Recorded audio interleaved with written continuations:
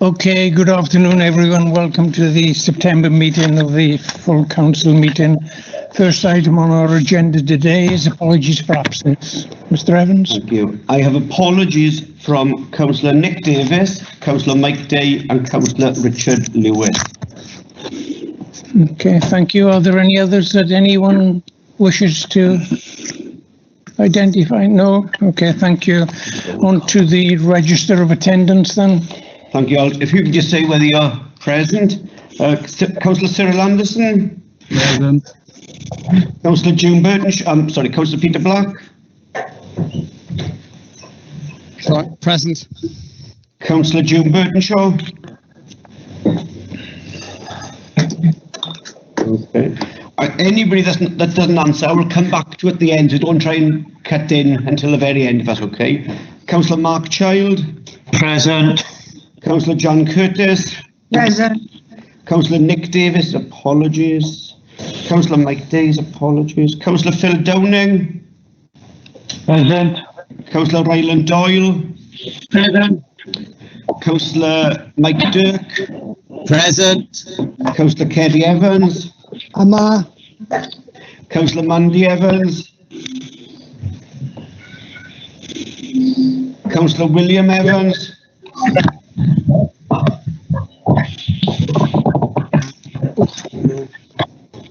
Go give me one moment there. Councillor Wendy Fitzgerald. Present. Councillor Robert Francis Davis. Present. Councillor Steve Gallagher. Present. Councillor Louise Gibbard. Present. Fiona Gordon. Kevin Griffiths. Joe Hale. Yeah, present. David Helliwell. Present. Kerry Hennigan. Present. Chris Holly. Present. Paxton Hood Williams. Present. Bev Hopkins. Yes. David Hopkins. Present. Oliver James. Present. Linda James. Present. Yvonne Jardine. Jeff Jones. Yeah, present. Lyndon Jones. Present. Mary Jones. Present. Peter Jones. Present. Sue Jones.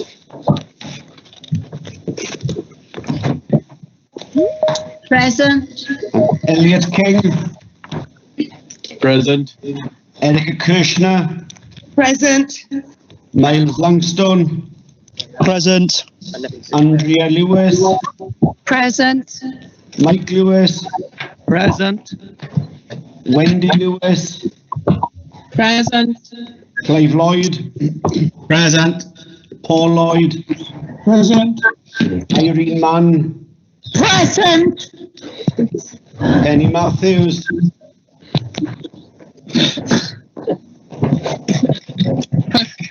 Peter May.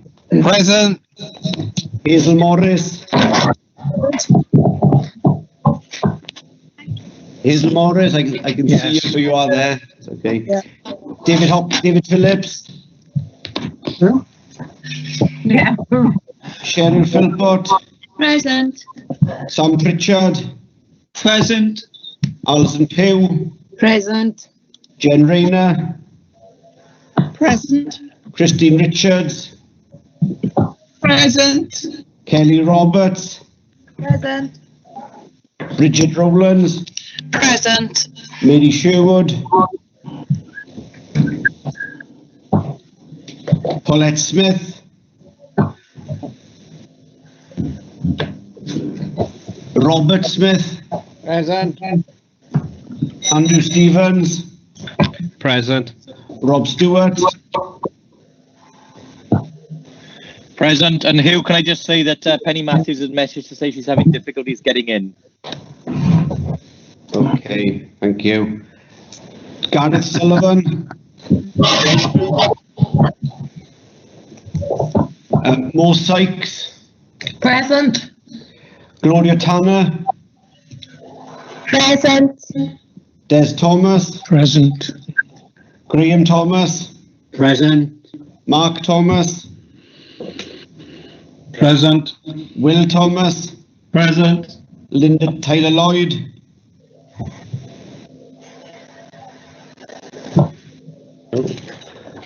Gordon Walker, Present.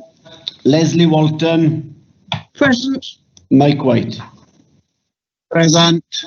I'm just going to go quickly over the ones I didn't catch. Councillor June Burtonshaw.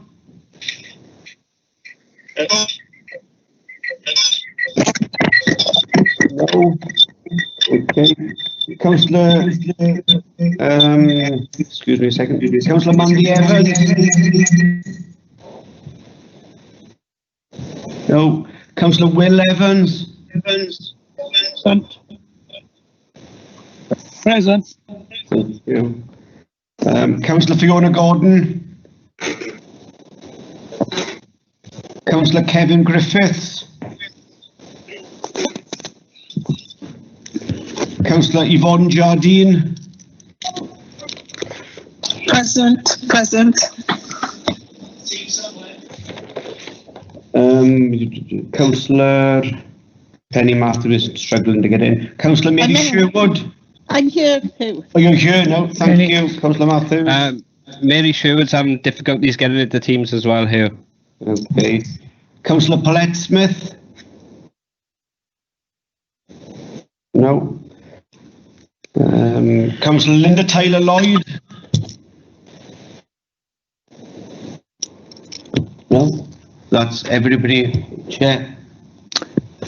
Okay, good, thank you. Thank you, everyone. Okay, on to item 2, disclosures of personal and prejudicial interests. This is Tracy Meredith. Thank you, Monitoring Presiding. Officer. Thank you, Presiding Member. I circulated an email yesterday as to interests. I've had a few emails back from councillors wishing to declare a personal interest in relation to agenda item 11, the statement of accounts. As I referred in my email, there are some outside bodies referred to at page 117, page 118, or page 192, 193, depending on which number you look at. I'll take a block declaration with a view to hopefully saving some time. So it will be a block declaration for a personal interest only in relation to agenda item 11, the statement of accounts. And can I suggest that we try and do it, if you wish to declare a personal interest only, can you touch the hand icon in the middle of the screen, and Hugh Evans will take a note of all those that are indicating that they wish to declare a personal interest. And if there's anyone that can't do that, we'll pick that up after we've noted those that have touched that icon, the hand icon in the middle of the screen. Okay, there are quite a number of you, so we'll just wait a minute for Hugh to log those that are declaring interest. Can I just mention as well, somebody has just stopped the recording of this meeting. Can you be careful you don't do that by error? I've just restarted it, but please be careful of that.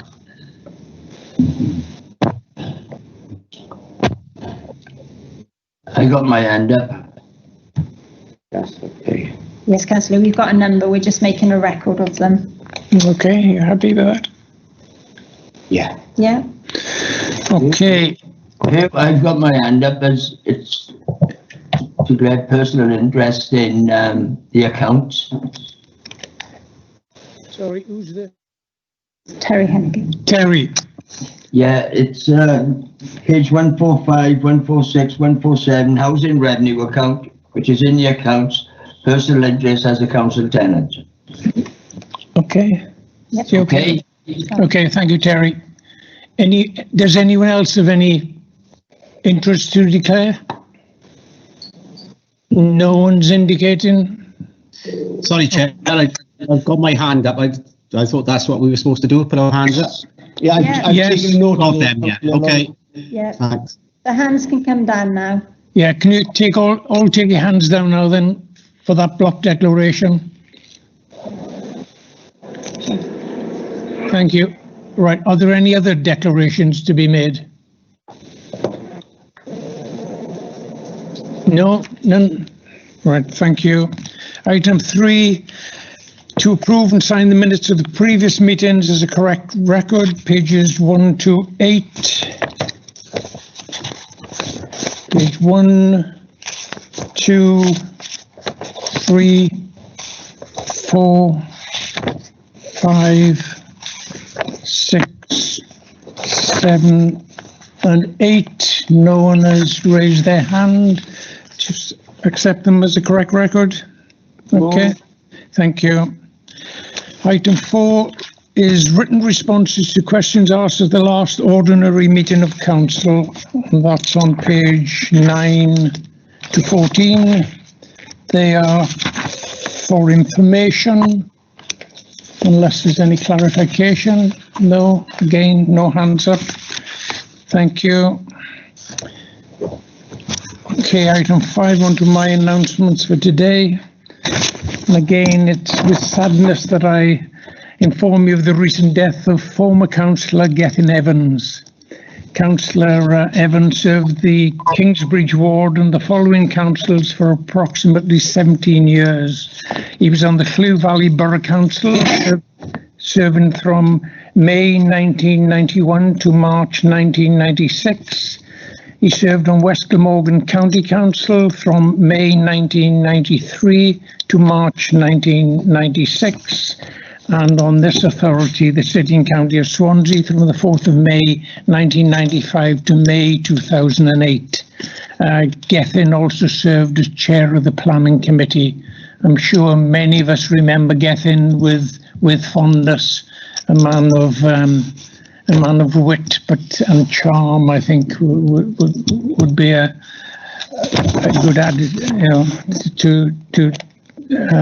for Gethin. He was a lovely person. Okay, I would also like to mention with sadness of the recent death of John Birmingham. Now, I'm sure many of you remember John was the former Deputy Special Events Manager, and sadly John retired in March 2008. And has subsequently passed away. John was a key figure in helping deliver the nationalised Stedford to Swansea in 2006. Can I ask everyone to stand as a mark of sympathy and respect? Thank you.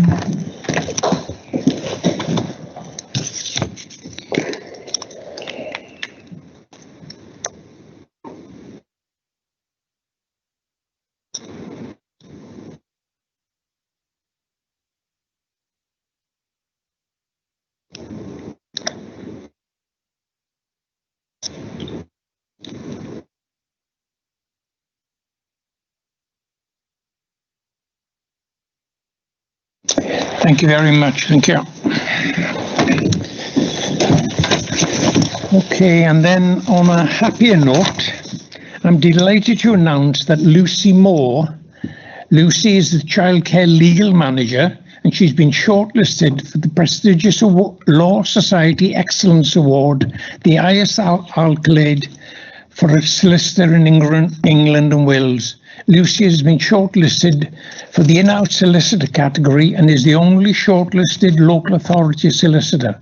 She has been shortlisted for the excellent work she has undertaken at national level with the Public Law Working Group, which is chaired by the Honourable Mr. Justice Keenan, which will ultimately lead to improvements in the approach to safeguarding children. Winners will be announced in a series of online ceremonies from the 13th of October 20. So that's a very prestigious award if Lucy gets granted that, and a tremendous fillip for this authority. Okay, and then there's just one correction, which is on item 15, Councillor's question 4, and the response should be in the name of the leader of the council. Okay, not as printed. Okay, thank you. That concludes my announcements. On to item 6, announcements of the leader of council. Councillor Stewart. Thank you, Chair. I've got 2 announcements this evening. First one, it's to recognise that Julie Thomas, who will be leaving the the authority very soon. Julie has, as many people will know, worked in local government for many years, dating back to before the authority was formed, with some 25 years service in local government. In 2010, Julie joined Swansea, first as the Principal Officer for Assessment Case Management, before moving on to Principal Officer for Family Support and then Wellbeing. But in 2015, Julie became the Head of Child and Family Services and has worked in that role ever since. So many of you will know Julie and the work that she has done. She's made a huge contribution to this authority and to children's services. So it is with sadness that we say goodbye to Julie, but we all, I'm sure, wish her the very best for her retirement.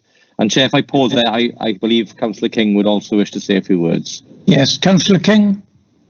Thank you, Presiding Member. Yeah, I really just wanted to associate myself with the words of the leader. It's been a great privilege to work with Julie as Cabinet Member over the last couple of years. And she really shown her sort of dedication towards the service and doing the right thing for the children and young people of Swansea. So I'd also like to wish her well in her retirement and best wishes to Julie's successor. Thank you. Thank you. And Chair of the Scrutiny Group, Councillor Paxton Wood-Williams. Thank you, Presiding Member. I would like to also add my comments the same as the leader has. We do have a meeting of the performance panel on Thursday next week. I'm sure Julie's going to be there. I'm sure I'll have a few more words to say at that time, but certainly it's been a pleasure working with her over these last 5 years in that sense. But I'll be saying more on Thursday, and I'm sure you'll be there as well. Thank you. Yeah, sure. Thank you, Paxton. Okay, thank you, Leader. Anything else, Leader? Yeah, it's the other announcement. I was just to really acknowledge the situation that is playing out across the UK, but obviously in Wales this week, where we've seen the first local lockdown in Caerphilly. I know I've spoken at length to the leader of Caerphilly and other leaders in recent days, offering obviously our support for Caerphilly as they go into lockdown. Obviously, surrounding counties of Merthyr and RCT are also at risk. Thankfully, at the present time, things remain still relatively low in terms of the infection rate in Swansea, but we have to remain vigilant, and we will be commencing a further communications exercise in the coming days to remind people in Swansea that they need to continue to follow the rules, that they must only mix with their extended household group when they're out. And I understand that there'll be further advice and further announcements from Welsh Government either today or tomorrow, which of course we will follow in Swansea. In addition, we'll be sending a leaflet out, an advice leaflet out to every home in Swansea, and this will be also going out to homes in Neath Talbot as it covers the same health boundary. But you know, it's just a reminder, we are not through this pandemic yet. There is still the potential for a second wave, and we must together do all we can to ensure that we either avoid that second wave or minimise its effect as much as possible, and we can only do that by following the rules. So thank you, Chair. Okay, thank you, Leader. Okay, item 7 is public questions. This is a 10-minute period set aside for members of the public to ask questions. Are there any members of the public? No, none received. Nothing received. Okay, thank you. And then item 8 is the Audit Committee annual report. And we have Mrs. Paula Connor to take it. Welcome, Paula. Good afternoon. Good afternoon, everyone. For those that don't know me, my name is Paula O'Connor. I chair the Audit Committee at the Council. Referring to agenda item 8, which is the Audit Committee annual report. The report presents an overview of the work of the Audit Committee for the period 2019-20. I don't intend to go through the report in detail, assuming you've read it, but I would like to take this opportunity to highlight a couple of issues. But first and foremost, I would like to pay tribute to all staff and officers of the Council, as well as the Council partners, for their commitment and achievements during such challenging times with the COVID and those ongoing challenging times as well. Secondly, I'd like to specifically thank Democratic Services for the support they've given to the Audit Committee, legals as well, and also the Chief Auditor for pulling the report together for me today, and also for the ongoing work that both he and his team undertake to provide a level of assurance on governance, risk management and internal control. During 1920, the Audit Committee have continued to strive to achieve those responsibilities set out to it by the Council in its terms of reference. And I'm grateful for all committee members, most of which are attending today, for their active contribution at each and every meeting, and particularly to Councillor Paxton Wood-Williams for his support as Vice Chair. I continue to liaise with the Chair of Scrutiny Committee. 1 second, sorry. Sorry, everybody. Just doing a minor adjustment. I understand you can't see Paula. Hang on. That could resolve. Okay. Rolling the drums for you as well. Technical glitch again.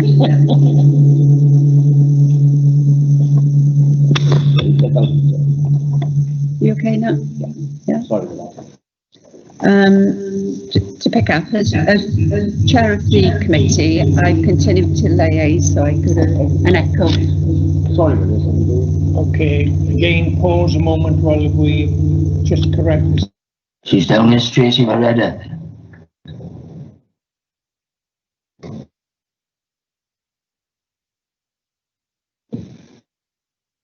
Chair, she's on mute. She's on mute.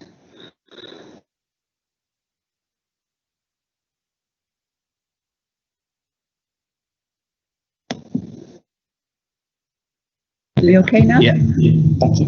No? Yeah, you should. Yeah. Okay, as Chair of the... No, it's still going on. Yeah. Sorry for this, everybody. Let's go chairs, guys.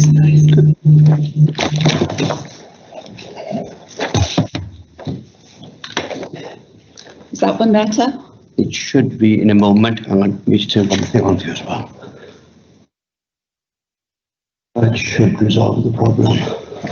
Can you hear me okay now, guys? Is that better? You're on the wrong... Yeah? Yes.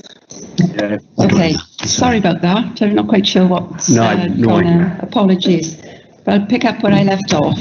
Just to confirm, as Chair of the Audit Committee, I've liaised with the Chair of Scrutiny Committee, and I've also attended the Scrutiny Committee meetings as well to ensure that the work is dovetailed and there's no overlap or omissions. There are a couple of matters I'd like to highlight which has been subject of the Audit Committee concern. I won't labour intently on them because they're actually recorded in the report, but just in summary, the couple of concerns which include the delay in the development of the risk management framework and the level of detail presented to the Audit Committee. Most of that is due to resource pressures, so I have some sympathy, and I've been trying to support Richard Rowlands in that part of the work that he's been tasked with. Also, there's been concern expressed by the Audit Committee on the pressures across a number of operational areas, particularly in AR and the finance team, and also the use of agency staff and an increase in the moderate assurance report, which may or may not relate to the issues of the resource or even indeed the pressures of the COVID pandemic. I've met with the Chief Executive and these concerns have been articulated to him, and he's given me assurance that the CMT will be focusing on those areas to ensure that things are managed and the risks are mitigated as best as the authority can. In the meanwhile, the Chief Executive acknowledges that the limited information to the Audit Committee with regard to risk management impacts on the committee being able to fulfil its terms of reference wholly.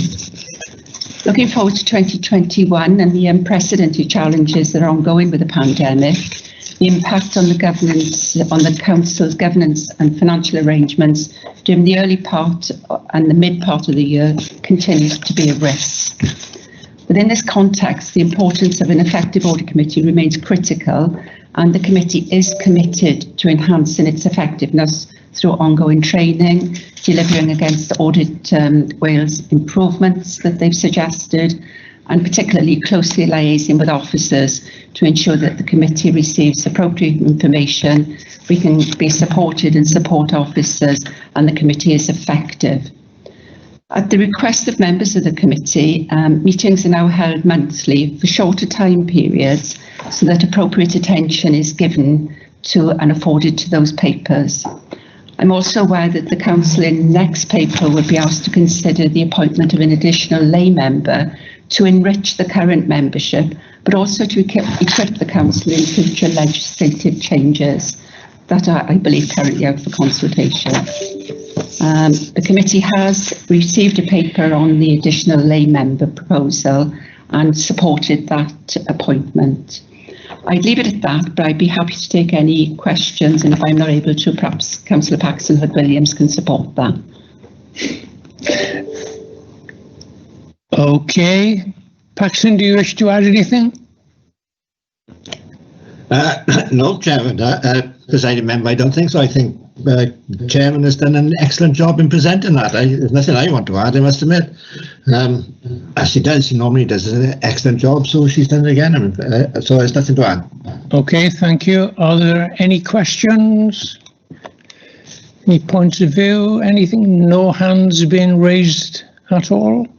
If not, thank you very much for your report. Sorry to create a havoc. Yeah, sorry for that glitch.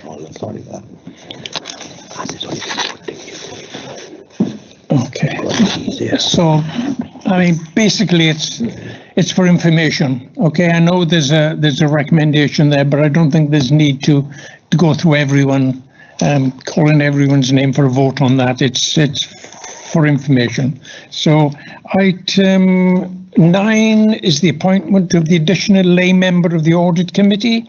And before you go on, could I just say that it's literally, I know it's not nobody's fault, but the microphone is literally picking up every rustle of paper and every conversation that you and Mr. Evans are having during the previous speaker. So I just be mindful of that. I know it's not a lot you can do, but it is literally every rustle of paper is being picked up by the mic.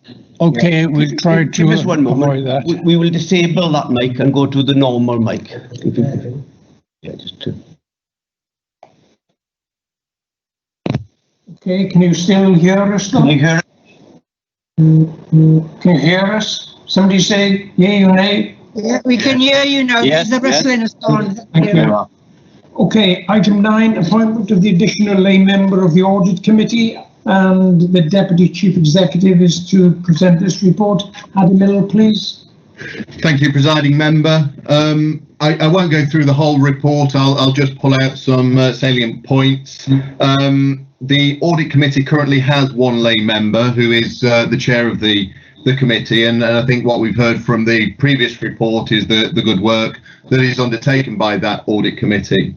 We've undertaken some benchmarking across the councils in Wales to identify the number of lay members that there are, and by the additional lay member, this would bring us in line with with a number of the other authorities of a similar size. Councillors may also be aware that the Local Government and Elections Wales Bill proposes that a third of the membership of the Governance and Audit Committee would be a future requirement, and so this would help us meet that future requirement now and prepare us for the future. So therefore, I'll take it that the rest of the report has been read, and therefore the recommendation is to appoint an additional lay member is recruited to the Audit Committee. Thank you. Move. Anyone wish to? I can't see any hands now. Mr. Evans, any hands up? Sorry, apologies. Move, Chair. It's been moved and seconded. Yes. Yeah, I'll second it. I'll second it. Yeah, you've got to. Yeah. Okay, we'll go through the call list again for the vote. Okay, so please say whether you're for, against, or abstaining. Councillor Anderson. For. Peter Black. For. June Burtonshaw.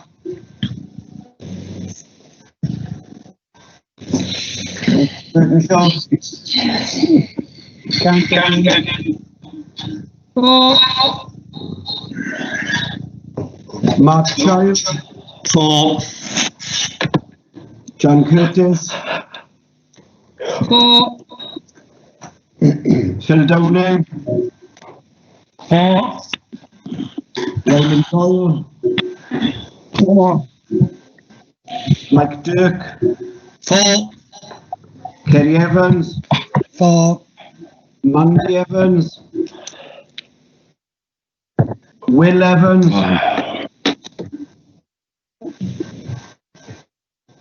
4. Wendy Fitzgerald. 4. Robert Francis Davis. 4.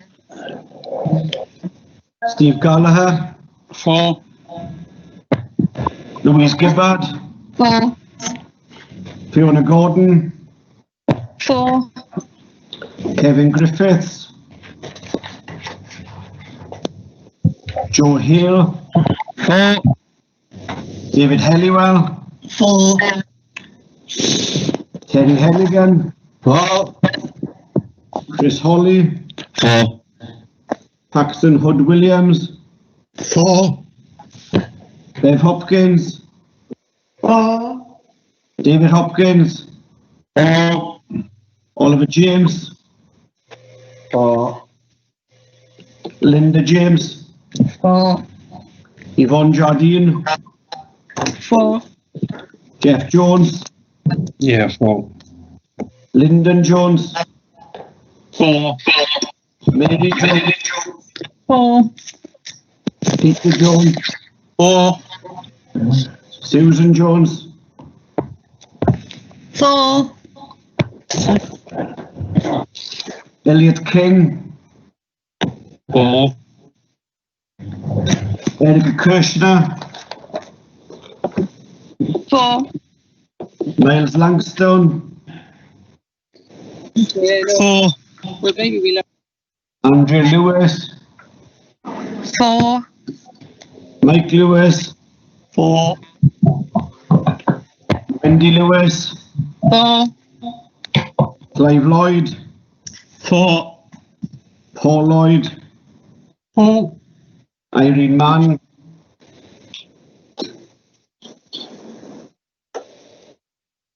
Irene Mann. No. Penny Matthews. 4. Peter May. 4. Hazel Morris. 4. David Phillips. 4. Cheryl Philpott. 4. Sam Pritchard. 4. Alison Pugh. 4. Jen Rayner. 4.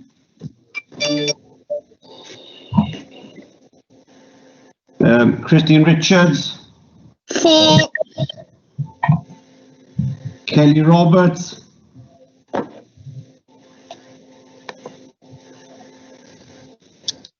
4. Bridget Rowlands. 4. Mary Sherwood. 4. Paulette Smith. Robert Smith. 4. Andrew Stevens. 4. Rob Stewart. 4. Gareth Sullivan. 4. Mo Sykes. 4. Gloria Tanner. 4. Des Thomas. 4. Graham Thomas. 4. Mark Thomas. 4. Will Thomas. 4. Linda Tyler Lloyd. 4. Gordon Walker. 4. Leslie Walton. 4. Mike White. 4. So that's That's 64-4. Can I ask that you mute your mics when you're not speaking, please? It will help a lot on the feedback issues we're having. Thank you very much. So 64-4. Okay, thank you very much. Sorry, presiding officer, mine's playing up June Burtonshaw. I'd like to vote for. Yeah, we did have it, June, thank you. Yeah. Okay, item 10 then, the report of Audit Wales, Audit of Accounts report, and I understand Jason Garcia is here to give that report. Jason? Thank you, Presiding Member. This report in your pack starts on page 52, and you'll see it entitled The Audit of Accounts Report for City and County of Swansea. This is the report to those as charged with governance, which is yourself, for the accounts for Swansea Council. So if I can turn you to the contents page first of all, and right at the top of that page is our overall sort of conclusion from the work, which says we intend to issue an unqualified audit report on your accounts, and that there are some issues which I'll go through to report to you prior to their approval. That's a very positive statement. That's what you want us to be doing, is issuing an unqualified audit report, so that's pleasing in itself. If I can then just turn you on to the next page, and next page I'd like to highlight is probably paragraph 4. When we're issuing our audit opinion on the financial statements, we base it for each set of accounts on a threshold called materiality, which is generally around about 1% of expenditure. So for yourselves, for the year 2019-20, that level was £9 million. So it shows the size of the organisation. Going on then to paragraph 6, just basically we've completed all of our audit work. The only thing that needs to be done now is, when following on from this meeting, there'll be a signed set of accounts that people will have to sign in relevant places. There's a letter of representation to be signed, and those documents need to be provided to us. And then the aim is that we will then arrange for the accounts audit opinion to be signed on Tuesday, in line with the statutory deadline of the 15th of September. So we'll be making that deadline okay. Going on to sort of paragraph 7, there is a proviso on that. The council, during the inspection period for electors, did get a number of questions from a particular elector, and you'll see me refer in paragraph 7 that we were expecting some questions to come from this elector, or we were led to believe that they would be getting in touch with us. When I drafted the report, and I'm pleased to say to this point in time, we've not had any correspondence relating to this elector, but they still have the right to contact us up until we certify the accounts on Tuesday. So if they were to get in touch tomorrow or Monday, there is the potential that we will not be able then to issue the audit opinion and the certificate of closure of the audit as planned. Just want to sort of highlight the next paragraph a little bit. There's no relationships that need to be brought to your attention that undermine our objectivity and independence. We did have one member of staff where we had to manage the work that they did accordingly to avoid any issues from their independence, but we put procedures in place to ensure that those relationships didn't cause an issue. The next section of the report just gives some information on the impact of COVID-19 on this year's audit. Obviously, it's been new ways of working for us all, you know, working from home, as these meetings have done now from home in a lot of situations. And I very much want to get on record my thanks to Ben, Amanda and Jeff and the finance team, you know, for the support that we've had from them during this, last few months, and these new ways of working, which have generally gone, pretty well. And I think it would be remiss of me not to recognise that despite COVID-19, the council was still able to produce its draft financial statements and give them to us by the 18th of May. That is an incredible achievement, considering the impact of COVID-19. I will put on record that some councils have only recently, given their draft accounts for 19-20. The deadline for this year was producing your accounts by the 15th of June to 2020. Next year, the deadline changes to become the 31st of May 2021, and as you can see, you're already delivering well in advance of that. So that's a really good achievement. So that needs to be recognised. Going then further forward, you've got an exhibit there which sort of gives a bit more information I won't go into in relation to the impact of COVID-19, and then the next bit I'd like to highlight is probably paragraph 16. We refer in that proposed audit opinion section that the Appendix 1 is going to be the letter of representation, which is a series of disclosures which is on the agenda today for you to consider and approve. And our proposed audit of report is in Appendix 2 of this document, and that's what's now been included in your financial statements that you're going to be approving as the next item. The bit I just want to draw your attention to, because this is a little bit more unusual and not something we've done in previous years, is the audit report that you've now got in those financial statements does include what's known as an emphasis of matter paragraph. As that paragraph states there, we use an emphasis of matter paragraph when we want to draw the reader's attention to a particular disclosure in the financial statements. Our audit opinion is not modified in this regard, as in it's still classed as an unqualified audit opinion, which is what you would want. But this year, in view of COVID-19 hitting towards the year end, there was a lot more uncertainty as relation to asset valuations around UK property, and one of your fund managers for a UK property fund for the pension fund, of which obviously the Swansea Council is a member, included what's called a material uncertainty clause in their year-end report. And as you can see at the bottom of that paragraph, this value of this fund was 51 million, and Swansea's share of that was amounted to nearly 30 million. So they were put in a concern over the accuracy of their valuations due to COVID-19, and what we have done now is asked for the council to disclose that, and that's been disclosed in note 34 of the financial statements. And in our audit opinion, we are referring the reader to that particular note to draw their attention to it, because it is potentially a significant uncertainty. So just wanted to highlight that.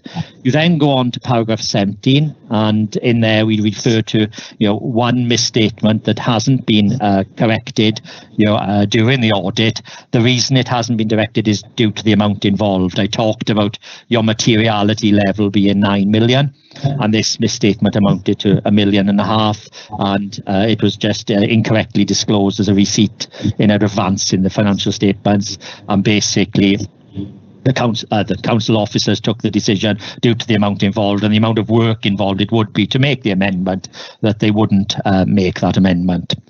The next paragraph, paragraph 19, just refers to a number of other misstatements, which I'll come to in a little while when we get to Appendix 3 in the report.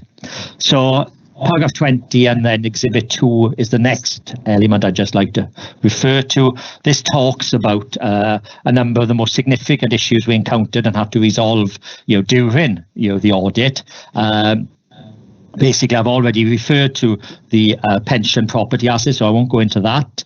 The council's own internal property valuer, however, decided that there was no need in their valuation report to include a material uncertainty clause, and we asked questions as to the reasons for that. We had a satisfactory responses from them, and as such we took the view that no further disclosures were required.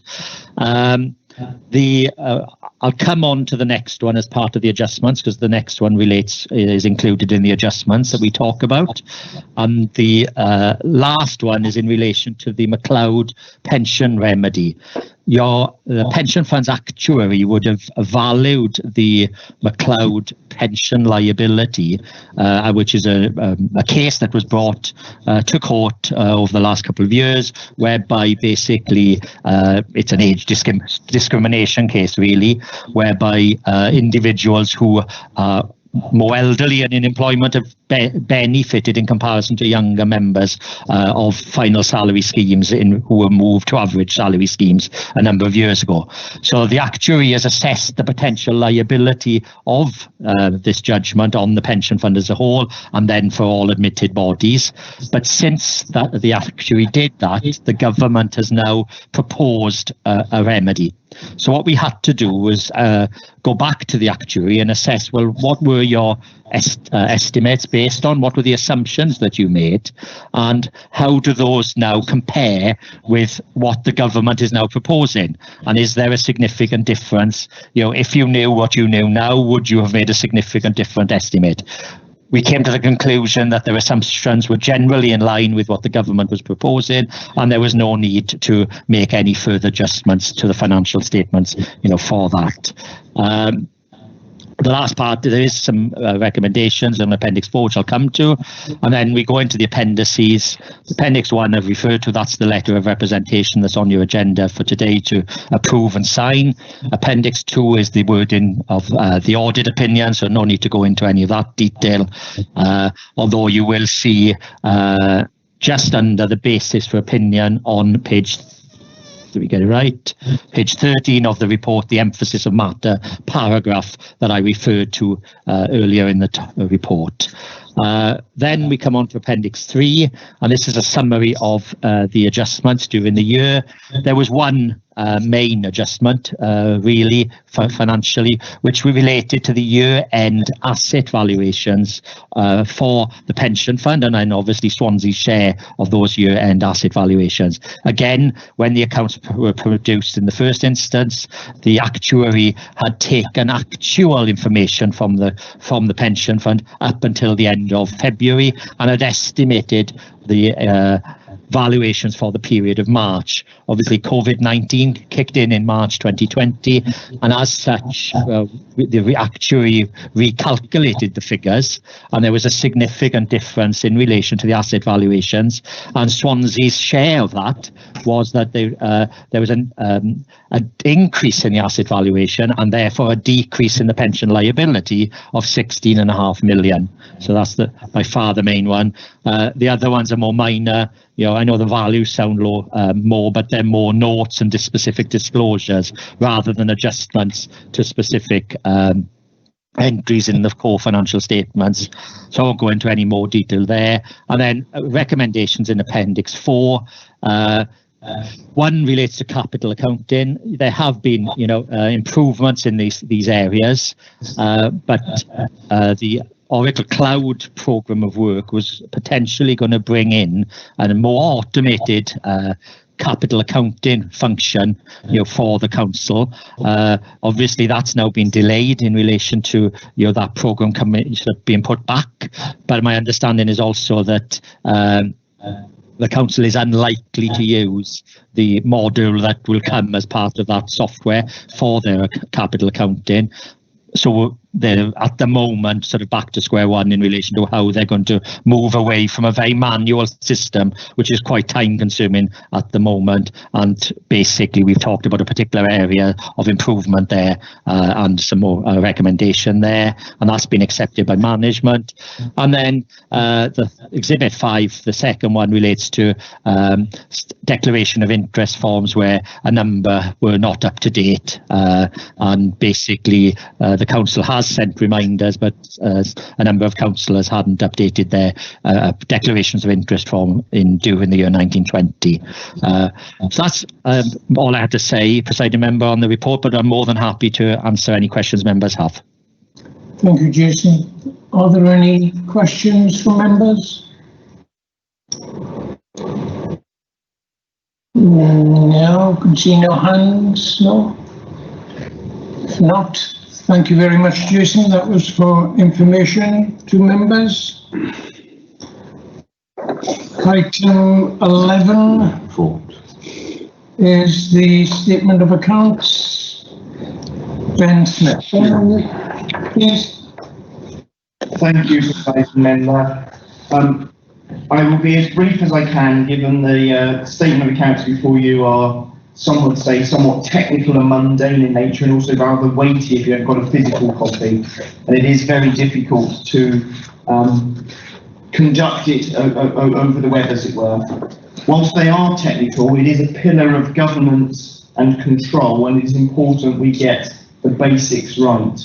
The message I would give you as your Section 151 officer is we do it consistently and we do it rapidly, as you've heard from Audit Wales colleagues. I have appreciated the rigour, challenge and debate that has been brought to bear on me through the year, through Cabinet, Scrutiny, Audit Committee and Audit Wales themselves.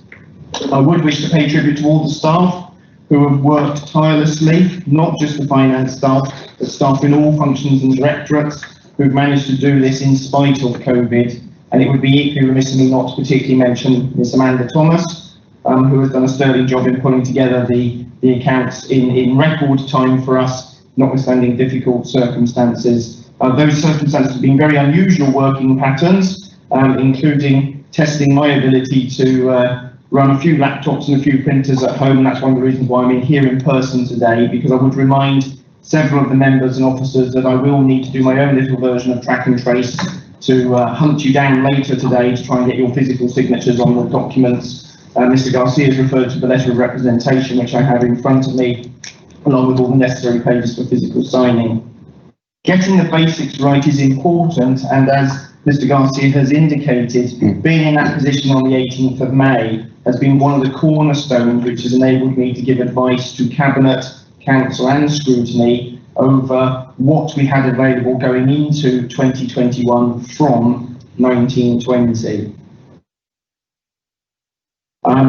Probably I'd also wish to say that this year more than any, I think more members have had contact with me and my staff throughout the year. I would wish to equally acknowledge the support that I've had from all members who've fought tirelessly in their communities for things that have worried them around flooding, around getting access to business grants and relief payments, and equally their forbearance as my staff and myself have tried to pull things together as rapidly as possible. In terms of the technical accounts, at one point my professional institute was suggesting the account would be simplified, and indeed there were potential arrangements for deferring and delaying the accounts. I felt that was the wrong thing to do. The best thing to do was to crack on, redouble efforts, because it gave us the greatest degree of certainty in 2021. And indeed that format of the account is in the same format, to the same high technical standard, and whilst I have liberally peppered throughout risks around COVID-19 and other matters, which is entirely right that Mr. Garcia has referred to in his Audit Wales report, some of those valuation issues do not surprise me. If you cast your mind back to March, April, a whole raft of financial markets were not working particularly well. Some of you remember some of the headlines like negative oil price futures and things like that. And the position is indeed complicated for an authority that runs a pension fund. But the accounts, as I say, are in normal format. They've been subjected otherwise to the same degree of rigour and scrutiny in spite of COVID. I'm immensely proud of the staff and incredibly grateful for all members and all regulators and scrutiny members, Audit Committee, in supporting my staff through what has been undoubtedly a challenging process. I'll say no more other than to remind that ultimately this is a report for decision, so I would hand over to the leader and would ask at some point when it is appropriate, after any technical questions, if there are any, that members seek to move the accounts and take a vote on it. So thank you, Presiding Member. Okay, thank you, Ben. Leader? Thank you, Chair. I don't have any technical questions on the report. I think both Mr. Smith and obviously Mr. Garcia, who made reference to it in his report, we should congratulate Ben and his team for the outstanding work that they have done. They're not only record time for Swansea accounts, but I think record time for accounts across Wales. So, and to do it to such a high degree and a high standard, I think is remarkable, given the additional burden that they're having to take in terms of making sure that at the same time they were obviously trying to get grants out to businesses to keep them afloat, and to do all the extra work that we required of them during COVID. So again, an outstanding piece of work, and congratulations to Mr. Smith and his team on a job well done. So thank you very much. Thank you, Leader. Councillor Jeff Jones. Yes, thanks for that. And I reinforce what the leaders actually said there. It must have been horrendous, really, or certain times horrendous for the staff for the workload they've actually got. It's perhaps not a question as such. My old favourite, the MRP. It's page 83 or 8 really of the report. I can see that the MRP, or the change in the MRP process, has yielded a lowering of interest charges of 7.412 million last year this year, and it actually mentions the short term to medium term, but it doesn't actually say that over the longer term any savings will be swallowed up with the increase in interest charges over the longer term. Shouldn't there be something actually in there, perhaps for next year, to actually expand on what is actually said there? Ben? Thank you, Presiding Member. Councillor Jones is right in terms of the advice that's been given previously around the impact of the MRP. The Statement of Accounts is itself very much a backward-looking document, so there's a limit to what I would wish to put in the main statement. It is something I will reflect on in terms of the narrative commentary that I can put in the accounts. There's no mechanism for recognising it per se in the main body of the accounts. The thing I would say in terms of the advice I've given to Cabinet and Council, and is very clearly documented in both the MRP strategy, the Treasury Management strategy and the medium-term financial plan, is that Council also wisely chose to set aside all of the sums that were saved into a capital equalisation reserve, which has proven itself to be doubly useful both in terms of early in the year financing the field hospital, but also provides substantial additional, because these are cash-backed reserves, substantial additional resources to enable me to give continued advice to members that we are in as good a place as we can be given the inherent uncertainties of the current COVID-19 position and a whole raft of uncertainties that face the country to come. But I will reflect on that and consider that in future years in my narrative commentary, because it is right that there is a burden that is well documented and understood by members. Thank you. Councillor Robert Francis Davis. Thank you, Presiding Officer. I've had many occasions over the last 6 months to contact Ben Smith and his team. And I would like to congratulate on the efficient way that they have worked during this unprecedented period of lockdown. It's not often we have the opportunity to thank our finance team, but they have been so efficient. You would be remiss of us. It's not a question, but I think we don't say thank you enough. But to get this work out the quickest we've ever had it during this unprecedented time is absolutely exceptional. So thank you, Ben, and your team. Thank you. Thank you, Robert. Okay, no one else with their hands up. Councillor Crisoli. Yeah, thank you, Presiding Member. I'd like to also congratulate Ben and his colleagues. I've said before it's a black art, and to get it out this quickly is actually taking it to a new extreme. And I congratulate them fully on what they've done. Okay, thank you, Chris. It's always worthwhile to congratulate officers when we think they're doing a good job. I mean, we criticise them when they don't do such a good job. So we should do it when we feel that way, don't we? So I need a proposer and a seconder. Leaders moved it. Yes, I'll second it. Thank you. I'll second it. Thank you. We'll take the vote, Mr. Evans. Yeah. Just to assist on the vote, I run the vote in alphabetical order by surname. So if you be prepared with your mic unmuted when I'm just about to say a name, and then remember to remute. So please say whether you're for, against, or abstaining. Councillor Cyril Anderson. For. Peter Black. For. June Burtonshaw. For. Mark Child. For. John Curtis. For. Phil Downing. For. Ryland Doyle. For. Mike Dirk. For. Kerry Evans. For. Mandy Evans. Will Evans. For.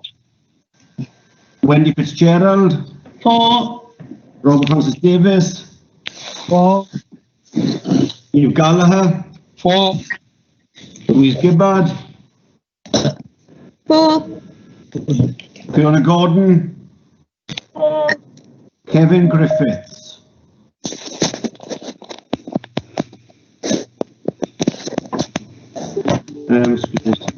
Joe Hale.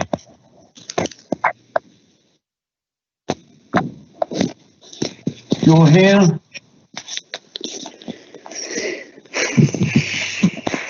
No.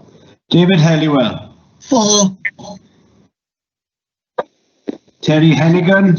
4. Chris Hawley. Chris Hawley. 4, sorry. Baxter Hood Williams. 4. Dave Hopkins. 4. David Hopkins. 4. Oliver James. 4. Linda James. 4. Yvonne Jardine. 4. Jeff Jones. 4. Lyndon Jones. 4. Mary Jones. 4. Peter Jones. 4. Susan. 4. Elliot King. 4. Erica Kirshner. 4. Miles Thompson. 4. Roger Lewis. 4.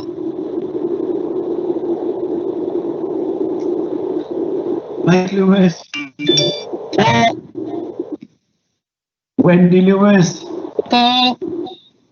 Clive Lloyd. 4. Paul Lloyd. 4. Irene Mann. 4. Eddie Matthews. 4. Peter May. 4. Hazel Morris. 4. David Phillips. 4. Sharon Philpott. 4. Sam Pritchard. 4. Alison Pugh. 4. Jen Rayner. 4. Christine Richards. 4. Kelly Roberts. 4. Bridget Rowlands. 4. Lady Sherwood. 4. Colette Smith. Robert Smith. 4. Andrew Stevens. 4. Rob Stewart. 4. Gareth Sullivan. 4. Mo Syke. 4. Gloria Tanner. 4. Des Thomas. 4. Graham Thomas. 4. Mark Thomas. 4.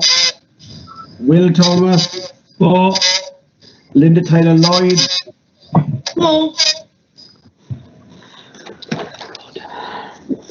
Sorry. Gordon Walker. Gordon Walker. 4. Leslie Wilson. 4.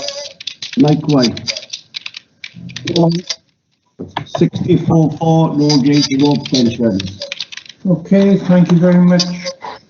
On to item 12, which is the honorary freedom of the City and County of Swansea to the Swansea Branch Navy Association.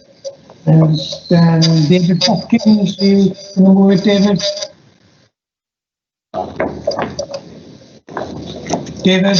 Yeah, thank Presiding Member. It is a great pleasure. It will be great pleasure and great pride that I move this recommendation today for the work, not only since they've been formed in 1998, but the work that they've done for many decades within Swansea, being a city of seafarers.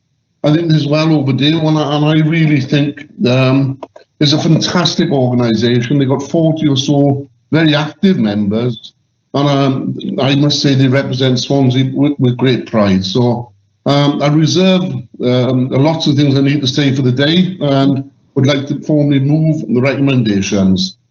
Thank you, David. Councillor Wendy Lewis to second. Wendy?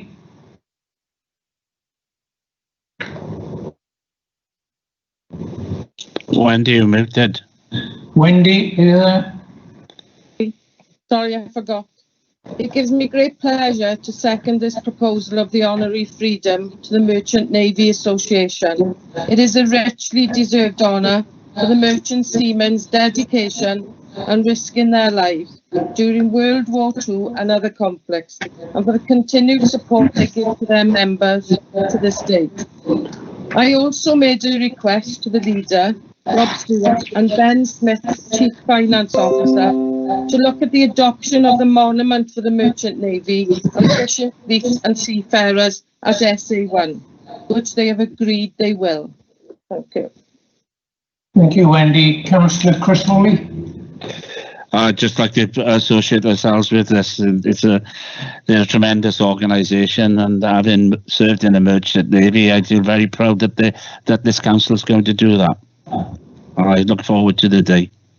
Okay, thank you, Chris. Anyone else? No? Okay. Sorry, Councillor Stewart, the leader.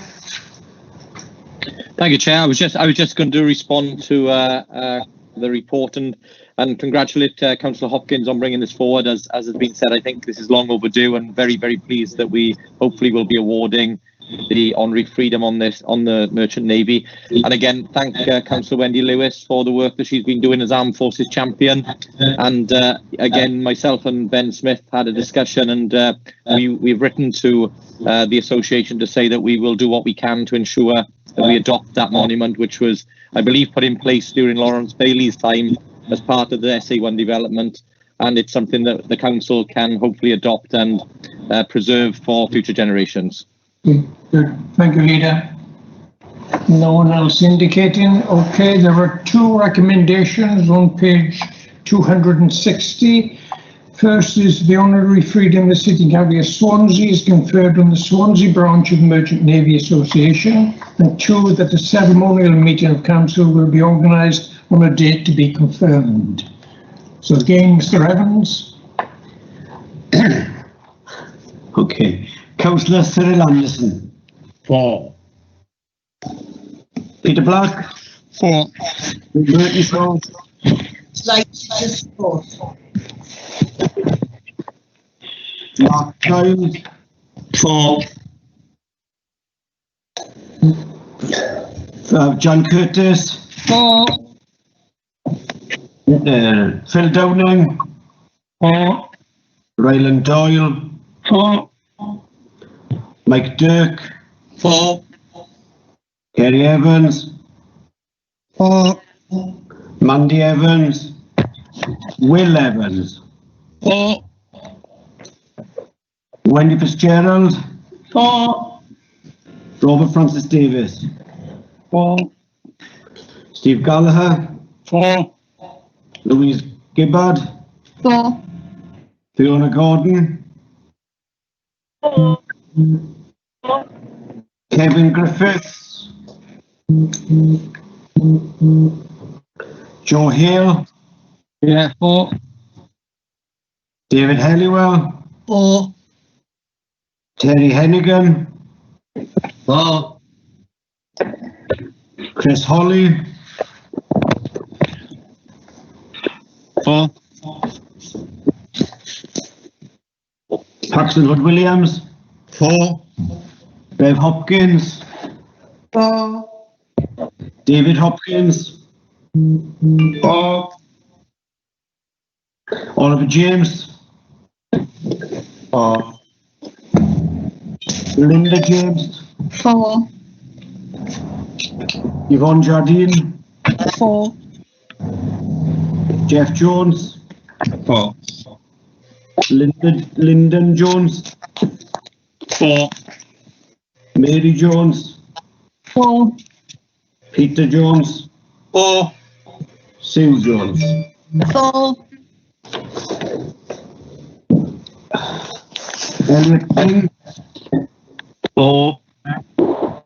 Eric Kirshner. 4. Miles Langston. 4. Andrew Lewis.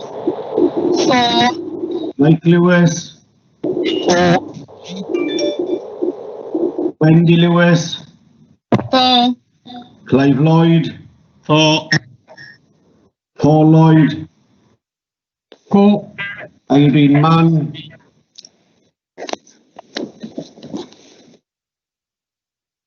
Irene Mann. Penny Matthews. 4. Peter May. 4. Hazel Morris. 4. David Hopkins. Sorry, David Phillips, apologies. 4. Sharon Philpott. 4. Sam Pritchard. 4. Allison Pugh. 4. Jen Rayner. 4. Christine Richards. 4. Kelly Morris. Kelly Roberts, even. 4. Sorry. Bridget Rowlands. 4. Mary Sherwood. 4, and sorry to interrupt your flow, Hugh, but I'm afraid I missed the opportunity. Can you please come back to me? Yeah, thank you. Thanks, Chair. Robert Smith. 4. Andrew Stevens. 4. Rob Stewart. 4. Gareth Sullivan. 4. Mo Sykes. 4. Gloria Tanner. 4. Des Thomas. 4. Graham Thomas. 4. Mark Thomas. 4. Will Thomas. 4. Linda Taylor Lloyd. 4. Gordon Walker. 4. Leslie Walton. 4. Mike White. 4. That's 64-4, no against and no abstentions. Okay, thank you, Hugh. Mary, you wish to say something? Yes, thank you very much. I was late joining the meeting, I'm afraid, because of having problems with Teams, and I missed the opportunity to declare a personal interest as a member of SKIS on the previous agenda item. Thank you. Yes. Okay, we have that. Thank you.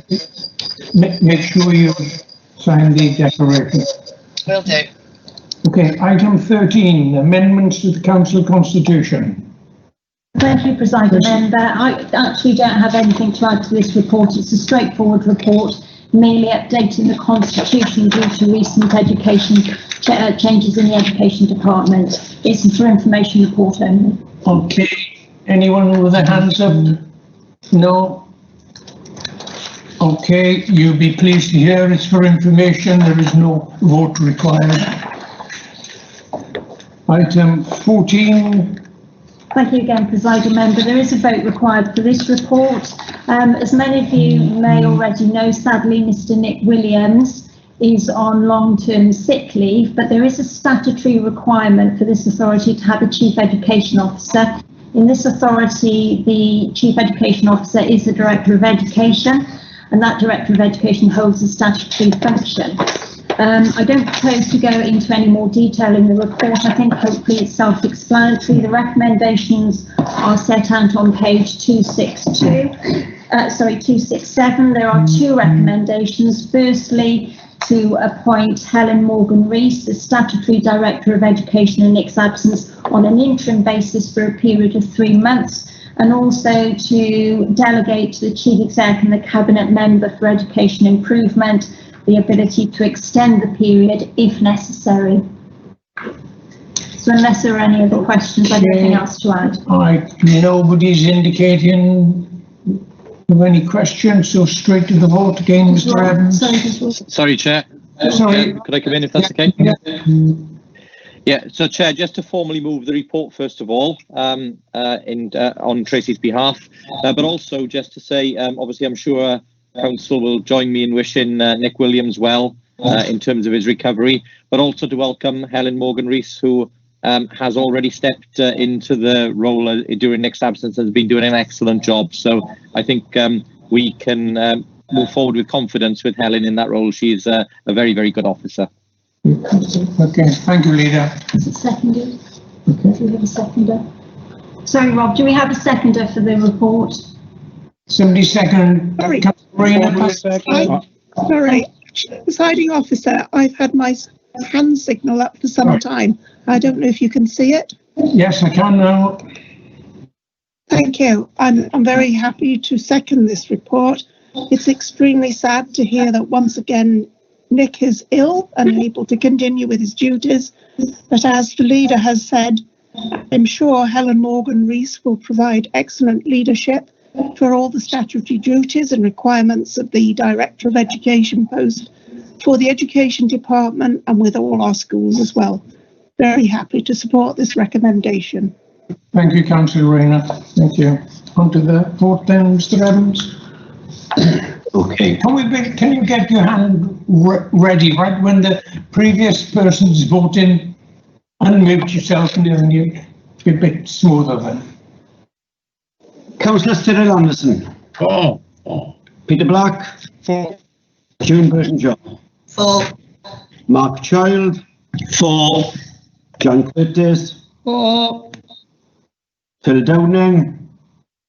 For. Ryland Doyle. For. Mike Dirk. For. Kerry Evans. For. Mandy Evans. Will Evans. For. Wendy Fitzgerald. For. Robert Francis Davis. For. Steve Gallagher. For.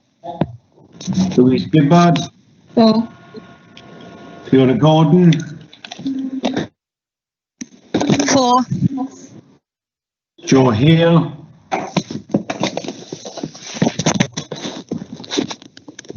Joe Hale. David Halliwell. For. Terry Hennigan. For. Chris Holly. For. Paxton Hood Williams. For. Bev Hopkins. For. David Hopkins. For. Oliver James. For. Linda James. For. Yvonne Jardine. For. Jeff Jones. For. Lyndon Jones. For. Mary Jones. For. Peter Jones. For. Susan Jones. For. Elliot King. For. Eric Krishna. For. Niles Armstrong. For. Andrew Lewis. For. Michael Lewis. For. Wendy Lewis. For. Clive Lloyd. For. Paul Lloyd. For. Irene Mann. Irene Mann. Penny Matthews. For. Peter May. For. Hazel Morris. For. David Phillips. For. Cheryl Philpott. For. Sam Pritchard. For. Alison Pugh. For. Jen Rayner. For. Christine Richards. For. For. Kelly Roberts. For. Bridget Rowlands. For. Mary Sherwood. For. Paulette Smith. Robert Smith. For. Andrew Stevens. For. Rob Stewart. 4. Gareth Sullivan. 4. Ross Sykes. 4. Gloria Tanner. 4. Des Thomas. 4. Graham Thomas. 4. Mark Thomas. 4. Will Thomas. 4. Linda Taylor Lloyd. 4. Gordon Walker. 4. Leslie Walton. 4. Mike White. 4. That's 64-4. No against and no abstentions. Good, thank you. That's smoother. Okay, item 15, councillors' questions. Part A, question 1, response to the leader. Leader? Kerry Evans. Any supplementaries, Kerry? Yeah, thanks, Chair. Yeah, I do have a supplementary, just to thank the leader for his initial response. The supplementary question I have is, obviously the recent COVID crisis, we've seen people use the parks more than ever. Has the leader considered investing in more play and wellbeing opportunities across Swansea as a result? Yeah, thank you, Kerry. Yes, absolutely. I mean, you make a very good point. During the COVID crisis, of course, we've seen people use our parks and open spaces more than ever before. Yes, there will be a report coming to Cabinet shortly, which will detail our plans to add an additional £1 million of investment directly into parks and play across the city, and that report will detail how how members can access that money for their wards in the coming year, where we can therefore increase not only the quality of park equipment across Swansea, but also the opportunities for play and well-being for the families and children across this city. And of course, you know, this is £1 million investment. I think the biggest ever investment into our parks in a single year, and it will also come on top, as you can see, to the biggest ever capital programme that we have ever embarked upon, nearly double the capital programme size previously. And that is, you know, the biggest ever investment in our schools, the biggest ever investment in our city, the biggest ever investment in our housing estates, you know, delivering on the promise that we made 3 or 4 years ago to build a better Swansea. Thank you, Leader. Okay, question 2, Councillor Steve Gallagher. Nothing further, thank you. Thank you, Steve. Councillor 3, Councillor Lyndon Jones. Lyndon? Lyndon, are you there? No supplementary from us. No supplementary, thank you. Question 4, Councillor Wendy Lewis.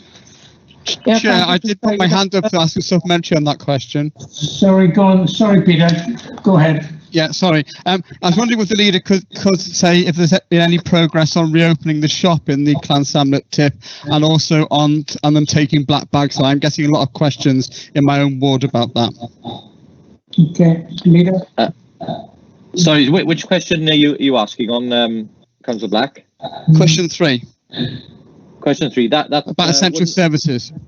I would be quite happy to answer it, but the question 3 is responses from the Cabinet Member for delivering operations, so that would be Councillor Hopkins. I'm happy to answer it if you like. Okay. I don't mind who answers it. I'm quite happy to look at that and give a written response on that. Obviously, I wouldn't have the details to hand. I will liaise with the relevant cabinet member and give a full written response on that. I think one thing I would like to say, now you asked the question, I think is to pay tribute to our staff. Because the flexibility that they've sort of through COVID has been absolutely outstanding, and that's across the board. So I personally would like to put on record my thanks to the trade union and all staff members for the way that they've engaged and worked with us through this very, very difficult time. Thank you, David. Chair, if I could come back in on that question, just to add a bit to what Councillor Hopkins has said. Obviously, we're in the process, and Councillor Hopkins is overseeing a process where we can bring staff back into services safely. Risk assessments are undertaken on all services to ensure that when people are returning to work, that they do so in a safe way. And of course, we do that in collaboration with the trade unions. that process has worked extremely well, and I want to pay tribute to the work Councillor Hopkins has done to make sure that that has been done effectively. But of course, people can't work in two services at the same time. So where services aren't back to normal operation, that is because those individuals are redeployed onto different work. And of course, as I said in my opening statement, Chair, we are not out of this pandemic yet. In fact, there is a pretty large likelihood that we will see further lockdowns across Wales. Now, what we will not do is risk the health and well-being of our staff by rushing to open services before it's safe to do so or before it's right to do so. So I understand Councillor Black's comments, but I'm sure he will appreciate it's important that we continue to use the staff in the way that is best during the pandemic. Can I just say, Chair, I do appreciate that. I'm just trying to pass on questions I've had from my own ward.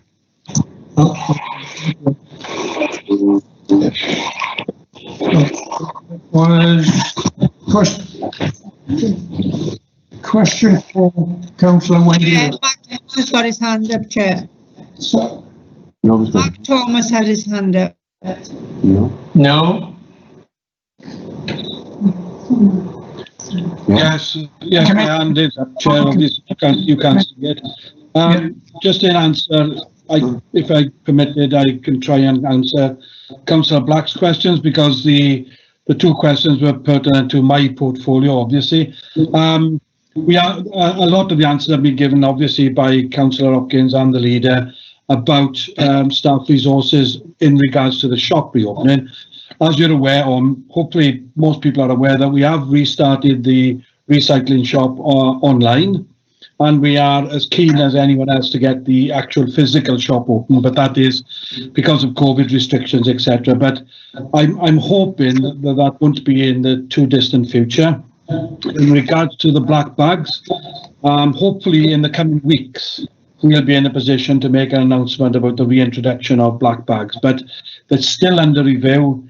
It's still a challenge for us to be able to reintroduce that service, again with COVID restrictions as well and proximity of staff and that. So, but hopefully within the coming weeks, we will have an announcement on that.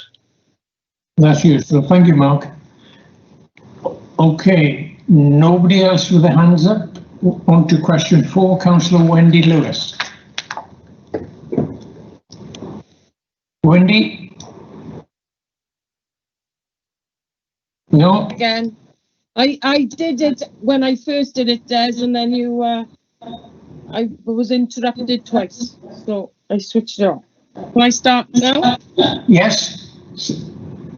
Thank you to the leader for the initial reply. Can the leader give figures on how many jobs and new homes are expected to be created as part of this investment? An update on how many businesses are expected to transfer to the city region? Whoa. Go on, leader. Thank you, Councillor Lewis.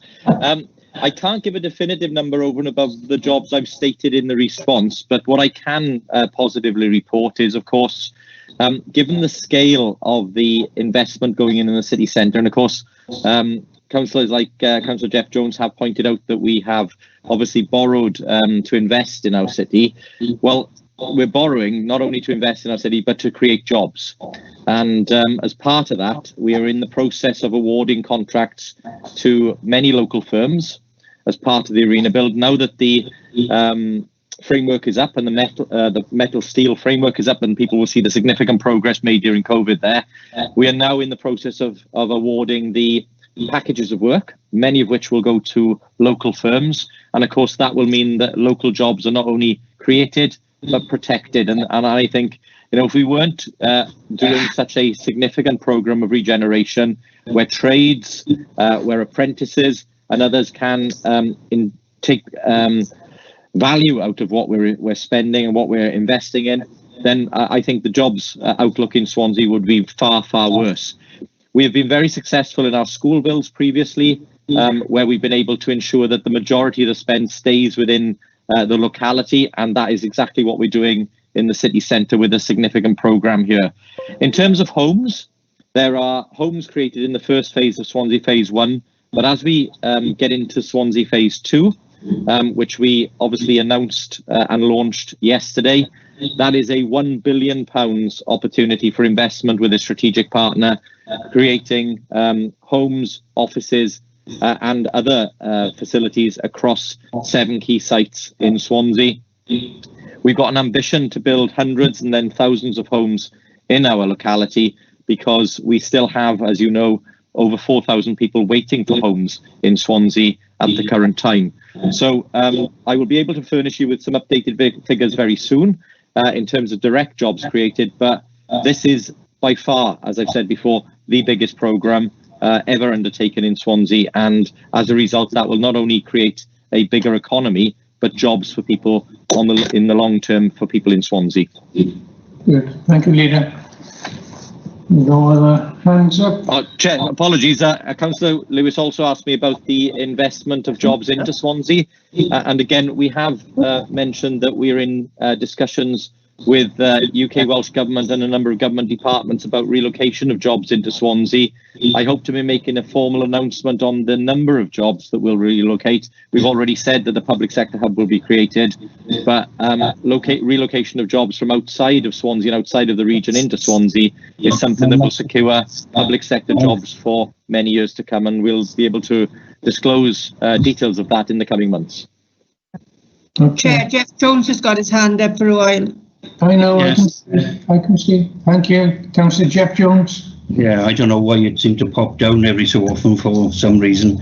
Anyway, thank you, Leader, for the answer to the question put forward by your own political group. I'm sure, you know, the information will be discussed further on Monday. We've got the Development and Regen Scrutiny meeting. It is your assistance, actually, I wanted. It's to do with the city deal, you know, the 135 million. It's really site of the contract between Hammerson's, I think it's Hammerson's, isn't it, the arena operator, on the City and County of Swansea. I've been unsuccessful to actually see the contract to date.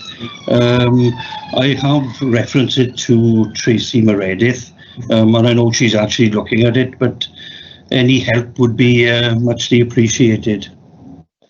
Well, Councillor Jones, I can't unfortunately give you a contract between ourselves and Hammerson's, because Hammerson's aren't our partner. Unfortunately, Hammerson's were the partner that I believe you chose when you when your party was in office, and didn't deliver a thing for Swansea.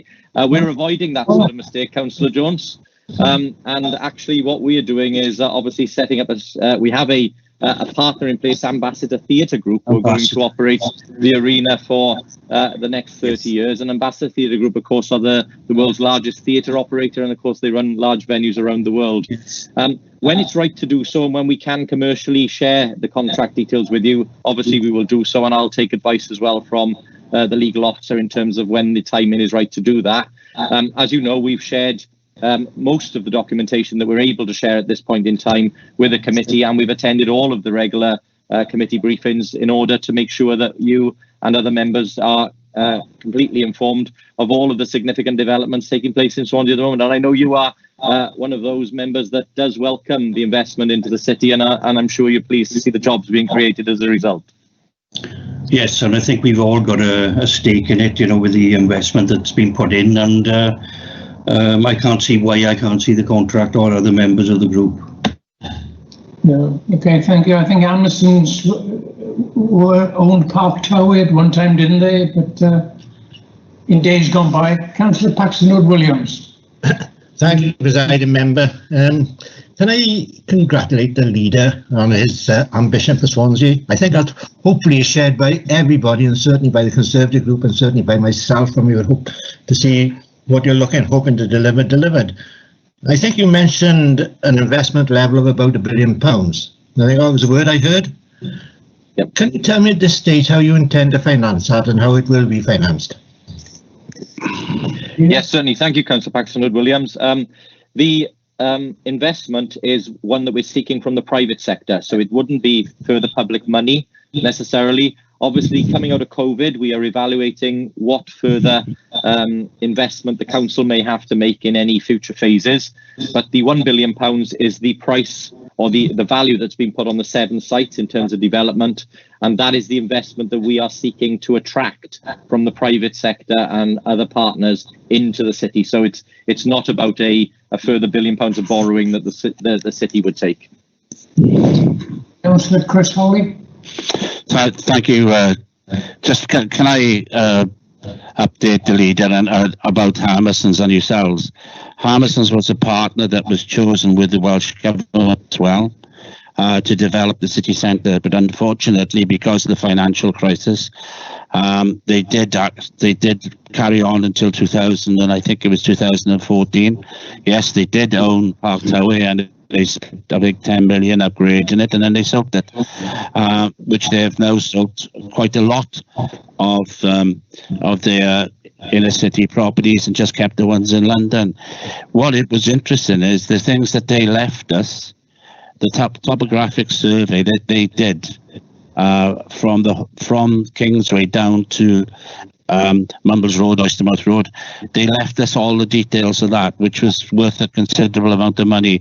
So I don't think I think it's right and proper that the leader criticises Hammersons. They did do a lot of work, and they left us some considerable amount of information, which could have been useful for any other developer, maybe even the current developer. So. And it was just unfortunate that the financial crisis came along and stopped that development. Thank you. Okay, thank you. No one else? Sorry, Chairman, I have got my hand up. And me. Okay, I thought you hadn't taken it back down, Paxton. Okay, Paxton? Thank you, Chairman. Sorry, presiding member. Just a quick question again to the leader. You say that you're hoping that all the financing will be done by private developers. Have we any indication at this stage that money is going to be available? I know there's a bit of work being done in terms of the Palace Theatre and the Albert Hall, but that's very small in terms of £1 billion. Have you any hopes or any particular expectations that there are going to be private developers coming in to fund that £1 billion capital spend that you want, and I think which we would all welcome in Swansea? Leader? Yeah, thank you, Councillor Paxton Williams. I mean, I think that we've got to divorce the two, because I know there are two lists there. You mentioned the Palace Theatre and a couple of other schemes. Those are funded through grant, and they're already underway. They're already secured. The partners are in place. That money is there. What I referenced in terms of the £1 billion was yesterday we launched Shaping Swansea, which is 7 strategic sites across Swansea. You wouldn't expect me 24 hours after the launch of the event to have partners signed up. I know we've been moving things fast in Swansea, but even I can't do it that quick. But what I can assure you is over the last 3 months during COVID, we've been having very positive discussions with potential partners who, if you remember, we started the launch of this event back in March, then obviously stopped in terms of the activities to market those sites because we had COVID. But in the meantime, we worked with Department for International Trade, with other partners, to make sure that the offering that has now gone out to the market was what the market could respond positively to. So we're very confident there is more than one partner who will be bidding for those sites. Okay, thank you. Councillor David Phillips. Thank you, Chairman. As someone who's been quoted publicly having a fairly strong opinion on Hammersons, I'm gratified to learn that they left us with some reports, some bits of paper for the huge fees that they were given. And I'm sure the leader will agree with me that was money extremely well spent. But I wonder, could I ask the leader, they might have left us with some reports. Does he have any examples of any items of inward regeneration that they might have left us behind? Thank you, Councillor Phillips. And if I could adopt your style for a moment, it's a simple answer: none, as far as I'm aware. What I would say, though, is our approach from this administration is no, actually, not none. No, none. Well, nada, nothing. I can say it in many ways. What I would say, though, is, of course, our approach from this administration has not been to leave pieces of paper behind, but actually physical development, buildings, jobs, opportunities and things that people can actually earn a living out of. So, I'm very pleased to see the remarkable development. I don't think, people returning to the city centre post-COVID can't but be impressed with the amount of change in the skyline, the amount of construction that is going on. And, it's not just about shiny new buildings. It is actually about creating places where people can work, people can live, and people will visit in future years. And that's, on a serious note, that's what it's got to be about, because Swansea has to compete not just with the rest of Wales, but with the rest of the world. And we've got to make sure that we are a destination that is able to attract people to work here, live here, and come and enjoy. Thank you, Leader. Okay, on to question 5, Councillor Robert Smith. Robert. Right, member. Can I ask the leader if he's aware of the accuracy? Can he comment on the accuracy of the statement made by certain groups about the removal of names, statues, or signs in Swansea? Leader. Yes, thank you for that, Councillor Smith. Yes, look, I mean, I'm aware that there has been a number of YouTube videos circulating and Facebook posts going out there claiming that the council and others have put pressure on people to remove place names and statues. That is simply untrue. I know there is a political agenda behind some of those videos and statements, and it's really unfortunate that some of the individuals out there, some of the groups out there have chosen to target councillors, chosen to target members very unfairly. And we may disagree in this chamber between members on certain items, but we respect one another and we treat each other with dignity and respect. And I think it's important that as elected members, we do stand up very strongly to those people out there who would diminish our democracy, who forcefully spread information which they know to be incorrect, who take views in the community that are clearly based in racial hatred or in intolerance. We have a proud history of the city and county of Swansea. We're a city of tolerance and respect. We are working hard on making sure that we can be the first city to sign a human rights declaration, which will pick up many of the great pieces of work, including the United Nations Rights of the Child, our City of Sanctuary obligations, our commitment to BAME members, and obviously to disabilities and other groups that face persecution and hatred in their daily life. So, Councillor Smith, I'm very happy to give that assurance that we certainly have not done what others have claimed, and I know that every member of this council will stand shoulder to shoulder with members and with the communities against racism, hatred and intolerance. Thank you, Leader. Councillor Chris Holly. Thank you, Presiding Member. I wish to echo the things that Councillor Robert Stewart has just said. I find it quite intolerable that the people that have put these things on Facebook and say these things on other media outlets, they are really some of the worst people that you can imagine, and they have no tolerance to people. They just want their, and I just find it incredible that anybody wants to listen to this, well, rubbish, to be perfectly honest. And I completely support the leader and all other members who totally opposed this sort of organisation. Okay, thank you. Thank you, Councillor Holly. Okay, question 6. Sorry, Presiding Officer. I did have my hand up. It's Councillor Mike Dirk, it is. I'm Terry Hennigan, Chair. Not on the main screen, Councillor Mike Dirk. Right, thank you, Presiding Officer. Leader, thanks for the answer. I echo your perspective. I mean, we are, I think, all as one in the context of toleration, respect and understanding. In your answer, you give the phrase heritage interpretation. I'm really interested in this. Are we thinking along lines of the great exhibition that was held in 2007, Everywhere in Chains, Wales and Slavery, which was a fantastic exhibition to really spread awareness and understanding about these key issues? Leader. Yes. Thank you, Councillor Dirk. Look, there are many facets to this. In terms of heritage interpretation, I don't want to go into too much detail on that on today, if that's okay, because I know Councillor Francis Davis will be making further statements on it in due course.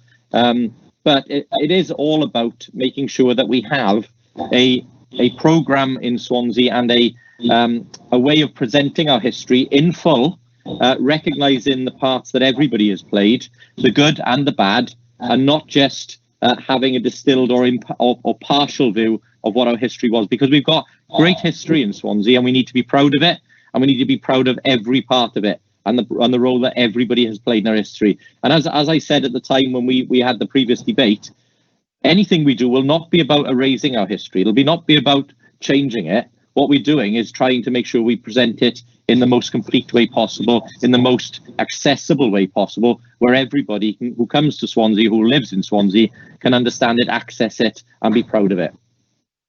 Thank you, Leader. Okay, Councillor Hennigan, do you wish to speak? Only briefly, Chair. For the last 25-30 years, the wonderful work that's been done in Penderi, especially the Blind and My Support Meet area, regarding the BME going as far back as the Vietnamese boat people, Idi Amin and everything else. And it's about time some of these people had a good look at the good work that's been carried out in Swansea, not the negative, which seems to be top of their agenda at the moment. Thank you. Thank you. I'm told that Peter Jones also wishes to contribute. Peter? Yes, thank you, presiding member. I'm one of the members who was targeted by a far-right group here in Swansea. I don't want to talk any further about that, but I would just like to place on record my thanks to the South Wales Police, because I reported what had happened to me to the South Wales Police. I had a meeting with the hate crime officer, and they've been monitoring the situation almost on a daily basis since. So I'd just like to have it recorded, please. My thanks to the South Wales Police for the support that they've given to me. Thank you. Okay, thank you, Peter. Is there anyone else? There seems to be some difficulty in hands not appearing on the main screen, but okay, unless there's anyone else, we move on to question 6. Councillor Lyndon Jones. Lyndon? No? Miles, Will? Any supplementaries? Question 6? No? No supplementary. Okay, thank you. Question 7 again, Lyndon Jones or Miles? No, thank you. That concludes the councillors' questions. Agenda item 16 is the notice of motion. Councillor Stewart, are you moving it? Yes, please, Chair.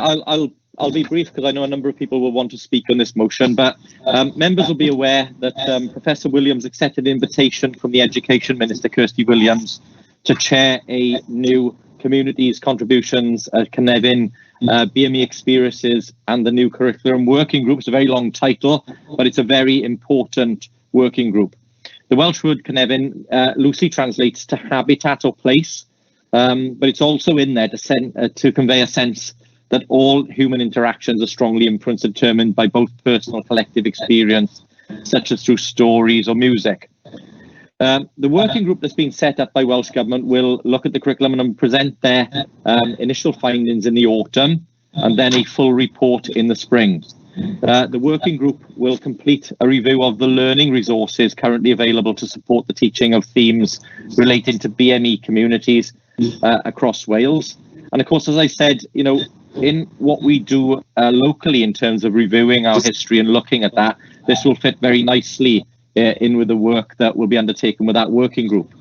As I've said, we know Swansea and Wales has a very rich history built on diversity and difference, and we should be celebrating that and acknowledging it. And you know, I think Professor Williams was very clear when she spoke on this, and she said it isn't about just adding an element of black and minority ethnic history here and there as tokenism, but this is about talking about how we teach properly the curriculum to include all of the contributions made by all of the peoples in Wales, through our history. Wales has always been, as Swansea has always been, a very ethnically diverse place, and we should really celebrate that. We're internationalists, we look outwards, we're progressive, and we don't and we shouldn't, divide people. And, that's what, as we mentioned in our recent debate, that's what some of the people are seeking to do. So I think this is a very important piece of work. I'm really keen that Swansea contributes to that. I know there are some actions that Council will be asking to be taken as part of the motion. I'm very happy as leader to support all of that and to move this motion and to take forward the actions that fall to me. Chair, very proud to move this motion and very pleased that it's come here today. Thank you, Leader. Seconded, Councillor Foley, are you seconded? Yes, Chair, presiding member. I have great pleasure in seconding this. I think we are a fantastic community in Swansea, right from the beginning, of the creation of our place called Swansea. We have had many different races, different creeds, different people all together, and we have a very good and very diverse community. And I think it is the right. We are not talking about different peoples. We are talking about our place, the place where we live, the place where we habitat, and the people that we live with. And I think it's a great idea to have this working group.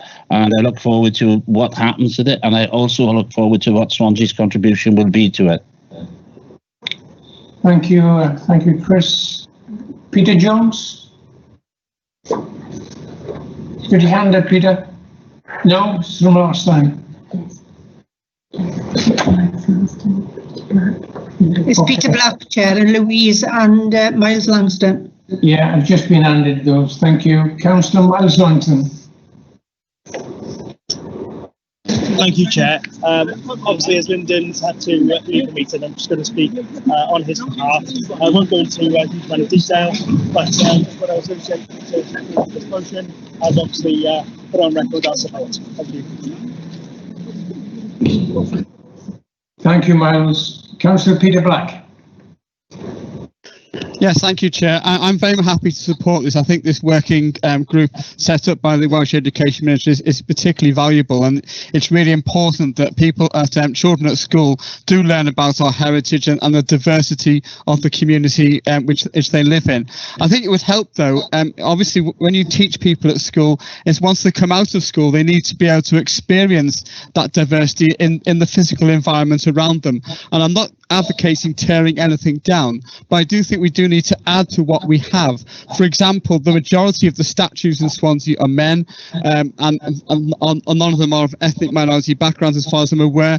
The majority of the blue plaques we have in Swansea, I think, are men as well, though there are some significant ones for women there too. And I think we need to look at how we design our physical environment to reflect not just Swansea's history, but also the diversity of the current day Swansea as well, so that when the children come out of school, they can see that diversity for themselves, not just in the people around them, but also in the culture as reflected in the physical environment around them as well. I just thought I'd add that in as part of the council's contribution, which could be made towards this particular project. Thank you, Chair. Thank you, Peter. Councillor Louise Gibbard. Thank you very much, Presiding Member. Very pleased to support this motion, which is laying down another important marker in our support for Black, Asian and minority ethnic communities in Swansea and across Wales. We're emphasising here that we do recognise that there are sadly these structural inequalities in our society, and what this working group will hopefully do is look at some of the root causes of that and what we can do together to help improve the life chances and everyday experiences of different communities. So, as I said before, when I spoke to our Black Lives Matter motion back in July, the stories that we tell through our history and our culture and our education are incredibly important for our sense of self and our sense of community. But all too often these stories can contribute to marginalisation and othering of individuals and groups. And as we keep saying, we're really very proud, rightly proud of the fact that we're a city of sanctuary. And it's really important that everyone here feels like they are that they belong and that they're safe and that they can thrive here. And this starts right at the beginning in our education system, and that's a key way of making these lasting changes, and why I really welcome this Welsh Government review. And I hope that one of the things that comes out of this review is the need to really integrate diverse representation throughout the curriculum, and obviously the best time to do it is now with the new curriculum coming forward, and it's about helping our teachers build an inclusive curriculum, an inclusive learning environment for everyone. And as the leader says, it's making sure it's not an add-on, it's not tokenistic. We don't just sort of pat ourselves on the back and say once a year we do Black History Month and that's enough, but we look through everything through the lens of equality and diversity, and throughout education from nursery to university. And in fact, you know, as lifelong learners, as adults, do we look at writers, as artists, historical figures, sports people, scientists from diverse backgrounds, and talk about diverse experiences both locally and internationally? So one of the big focuses, I'm sure, of Professor Williams's review is going to be history teaching, which is very close to my heart as a former history teacher. And as the saying goes, history is written by the victors, and for many, many centuries, society's winners have usually been wealthy and white and male. So it's no surprise that lots of these stories of working class people, women, people of colour, LGBT and disabled people are less well known, and it's only right that we're now spending some time and resource to redress that balance. And hopefully there'll be some really interesting news stories to come to light that we can be proud of, but we might also learn some uncomfortable truths about our heroes and our ancestors. But that needs to come out into the open, and it's for young people, and in fact all of us, to get the tools and the skills to learn and to question and to challenge and reflect on our roles in the world now and in the future. So I really, really welcome this review, and that Swansea can play a full part in Professor Williams's work, and of course that we can then implement its findings, which will hopefully have a really important and lasting effect for the good of us all. Thank you. Thank you, Louise. Councillor Jen Rayner. Jen. Thank you, Chair. I'm really pleased to hear what people are saying about this. But I agree, this is not just a motion about education and education in schools. Although I'm able to assure everyone that the development of the new curriculum in Swansea has been impressive, this is about more than just schools and what's taught in schools. It's about, as everyone has said, widening our understanding of all our members of community in the past and what they're doing now, and not just in terms of new arrivals, economic development, but recognising that we have many Welsh citizens of different colours, different religions. They have all contributed enormously to the understanding we have of ourselves. And we need to look at not just the good. And history's moved a long way from just being a list of the kings and queens, but widened out to social and economic history. And in that, we need to look at the good, the bad, and the ugly and the unpleasant, because it does inform us of what's been going on. I can remember times when teaching economic history and references to poor law reform, to the acts of children working in the mines, was somewhat frowned on as not suitable for discussion in schools. Now they're an integral part of all our curriculums, and we really draw on a lot of historical information.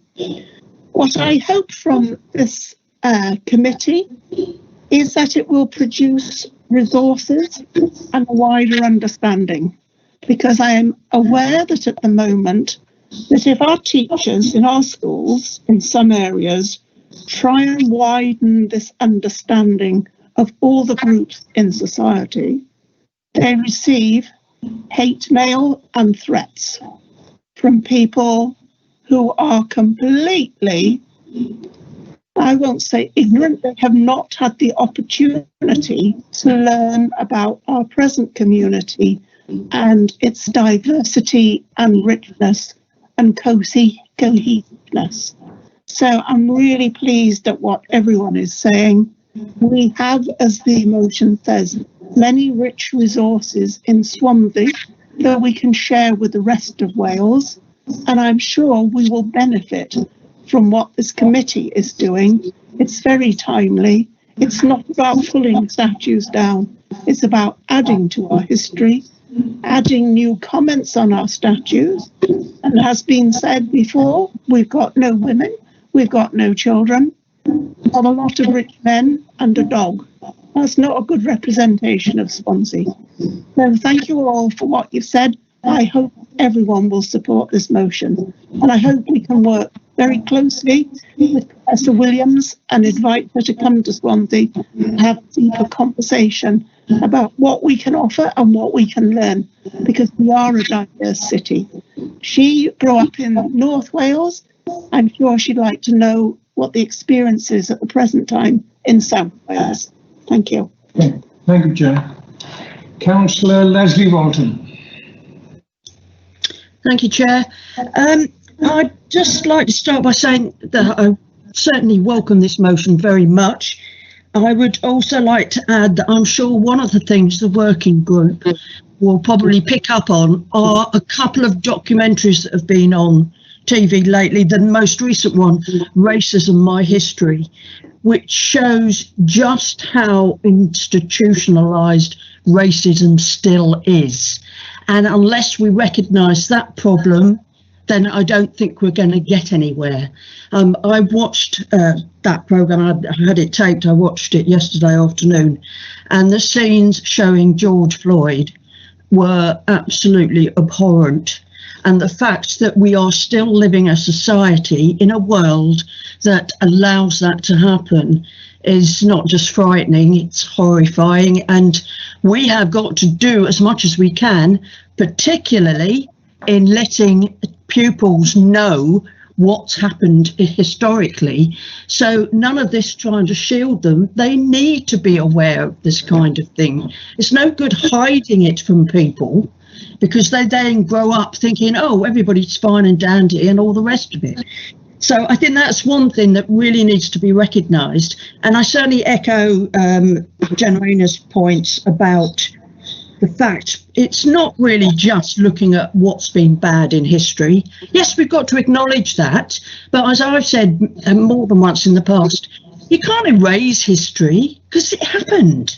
What you've got to do is recognise it, learn from it, acknowledge it, but also, again, as Jen and Louise, I think, mentioned, concentrate now on recognising the other people who've contributed to this part of the world. Men, there'll still be some men we will want to acknowledge, but in particular, let's spread it out to lots of women who we could be recognising, and of all ages, of all races, of all religions, because we're recognising something positive that they have done to contribute to this society and this community. Thank you. Thank you, Leslie. Councillor Yvonne Jardine. Yvonne? Sorry, thanks, Chair. Sorry, I couldn't get it off. Okay, I just want to say that, I appreciate and I'd like to support the motion, but I feel I'm quite pleased that it's going to be part of the curriculum. And as Peter Black said, it is about when you leave school, the quality, the things you learned in school will be reflected outside. But I feel also, as Councillor Rayner said the last time we had this discussion, that when you leave school, you are potentially going home to a family that doesn't agree with any of this. And so we have to accept that no matter what we do, we are asking people, children in particular, to walk two sides of the street. Because you'll find, and I know from experience, children are fine when they're on their own, but of course when they're with an adult who doesn't agree with that, they behave in that way that the adults behave in. I'm not going to belabor this too much, except to say that I am quite looking forward to Professor Williams, to the workshops, the report, to be taking part in them, and to look forward to the outcome. I'm sure most or everyone will support the motion, and I'll end by just saying I support the motion. So. Okay, thank you, Yvonne. Councillor Robert Francis Dennis. Thank you, Presiding Officer. I will be actually bringing as a cabinet member forward very soon is a diversity pledge that that the Culture Department has been working on. Which started really in our application for the Year of Culture. We probably knew this was happening, COVID. It was just as well we didn't win it, I suppose, because we would have been slap bang in the middle of the UK City of Culture now. But what we did learn in that application was we were the only city in Britain to be part of Agenda 21, where we were working with other intercultural cities. And probably out of that came that we had a lot to learn, perhaps in Swansea, on the way that we portray things. So all the departments, whether it was the Lynn Vivian Gallery, whether it was the Archives, whether it was the Grand Theatre, working together, we would challenge ourselves in what we are doing in Swansea. And I think this needs to happen. And with a diversity pledge, we will take into account all the different acts, the Equality Act, the Wellbeing of Future Generations Act. We've adopted the United Nations Conventions on the Right of the Child. We want, we City of Sanctuary, etc. But if we're going to have these titles and go for them, they've got to be meaningful. And we got to deliver what we say and what the wording says. What's on the can, we want to make sure when we open that can, what's inside is what it says. And I think we've learned a lot from it. We talk about the British Empire panels in the Guildhall, but how do we interpret those panels? How do we tell people what the Commonwealth was like? On Remembrance Day, people will think that it was perhaps it was the United Kingdom won World War II. But how many people celebrate the contributions from India and well, all the different parts of the Commonwealth, where millions of people took part in that? But we tend to think it was like the United Kingdom, perhaps alone, and America, but not all the parts of the Commonwealth as it was the time of the British Empire. So the British Empire panels need to be interpreted, and they need to be interpreted of how they were painted, what they meant at that time. So I think that our diversity pledge must go a lot further than what we've been doing at present. And then this resolution, getting our young children to be taught in schools the history, will be so meaningful. And I think things that we learned from that City of Culture bid was what we are doing in the arts wing now of the Grand Theatre, where we bring in 20 different cultural organisations from Swansea to work under Race Cymru in the Grand Theatre, to be able to get all our communities working together in a Swansea that will portray Swansea what it is, of lots of different nationalities working together for their home, for our home. So we need to learn a lot from history, whether it was the Windrush, Black African Week, and how we celebrate this. The Holocaust Memorial Service, when that comes around, we should be making sure that how meaningful that that Holocaust Day is now, because we haven't learned all the lessons from that Holocaust, because those things are still going on in the world today. So that history needs to be taught in school, and I support fully this notice of motion. Thank you, Robert. Councillor Elliot King. Thank you, Presiding Member. Just two things I wanted to pick up on, really. Firstly was the the idea around the stories. I think the stories of history are really important, and particularly the untold ones. And I'd use the example that I know about. The first book about LGBT history in Wales was published in 2017. And those were all really untold stories, things that were known about but really untold, and that linked into research that was undertaken by Norina Shopland in the Glamorgan archives. So actually I also think it's really good to see the mention of the West Glamorgan archives in this motion, because there will be a rich resource of information in those archives that will have lots of untold stories about all sorts of history. And so I think it's really important, and I think those kind of stories shape the experience of our children and young people as they go forward. So I think it's really important. I'm very happy to support this motion. Thank you, Elliot. Councillor Peter Jones. Yes, thank you, presiding member. Presiding member, I studied history at both O and A level. Remember those O and A levels back in the 1960s? And what we were taught and what I learned was very much Eurocentric. It was English, I stress the word English, not British history, English history. And it was mainly Western and Central European history. And moreover, we did so within particular centuries, in my case, for A level, the 17th century. All very interesting, all very important, but very narrow in its focus.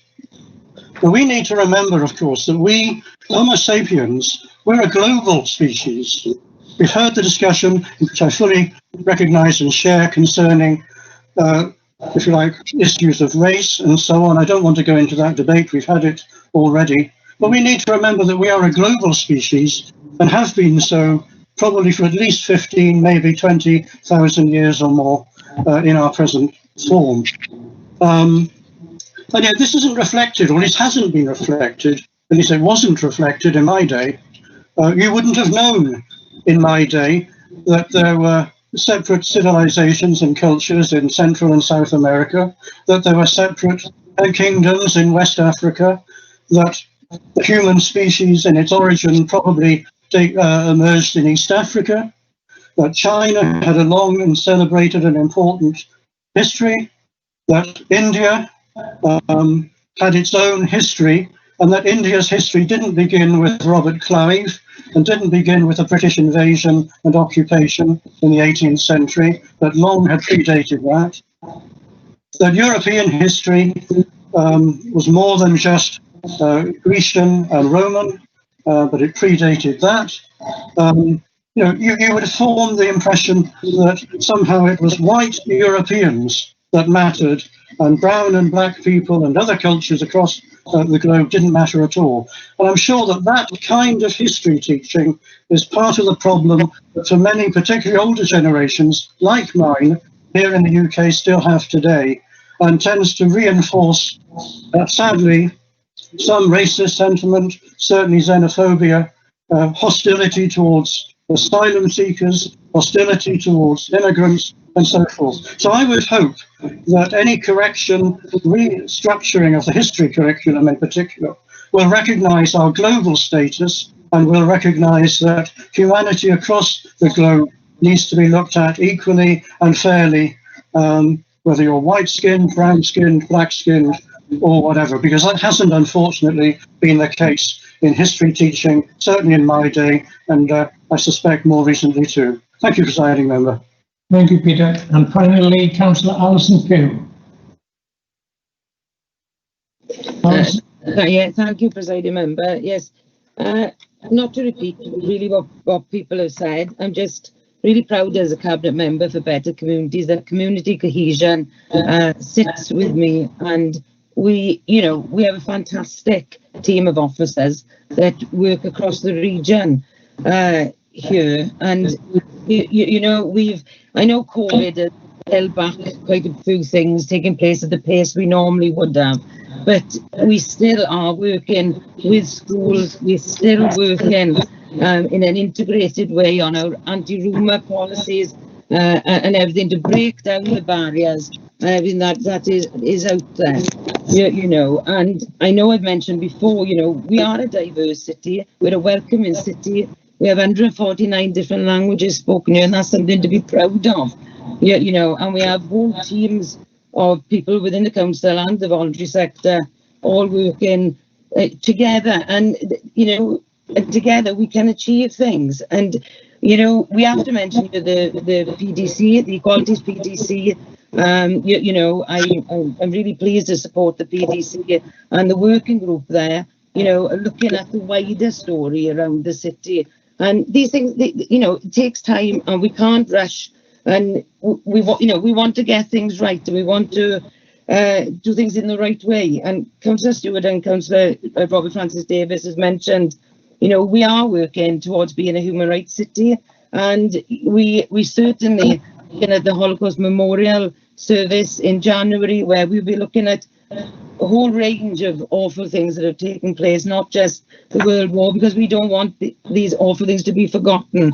You know, we need the history for children and adults to learn. So I'm just really proud, really, as Cabinet Member, to be part of this and to see things going forward. So. Okay, thank you, Alison. And the mover of the motion, Rob Stewart, the leader, to sum up. Rob? Yes, Chair, thanks. I think some very, very powerful contributions there, and I'm very grateful to members for what they've said in support of this motion. I was just going to, very quickly, because I know Councillor Black asked the question, I think Councillor Rayner and a couple of others also mentioned the fact that we need to recognise more people in Swansea from diverse backgrounds. That is absolutely the plan, because given that we have significant regeneration going on at the moment, creating new buildings, new spaces, new environments, there is the opportunity to recognise people who contributed to the modern Swansea that we have today, and to do that across different genders, different races. So we will be doing that. I know Councillor Gibbard and Councillor Francis Davis have already started discussions, and that will extend up to the highest honour that we can bestow in the City and County of Swansea. So I just wanted to give that as a confirmation and a commitment. Other than that, Chair, I've got nothing to add to what I previously said. I agree with all of the contributions that people have made, and I hope we can unanimously agree this motion tonight and send a very strong message in terms of our support for what will happen at the working group. Okay, thank you, Rob. It certainly sounds as if it's going to be unanimous, but we need to go through the motion. Mr. Evans? Okay, so just say if you're for, against or abstaining. Councillor Cyril Anderson. For. Peter Black. Jane Burtonshaw. For. Mark Child. For. John Curtis. For. Phil Downing. For. Ryland Doyle. For. Mike Dirk. For. Kerry Evans. For. Will Evans. For. Wendy Fitzgerald. Wendy Fitzgerald. Robert Francis Davis. For. Steve Gallagher. For. Louise Gibbard. For. Fiona Gordon. Fiona Gordon. Kevin Griffiths. For. Thank you. Joe Hale.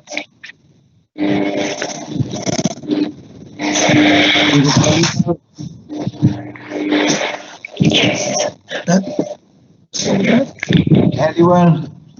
For. Eddie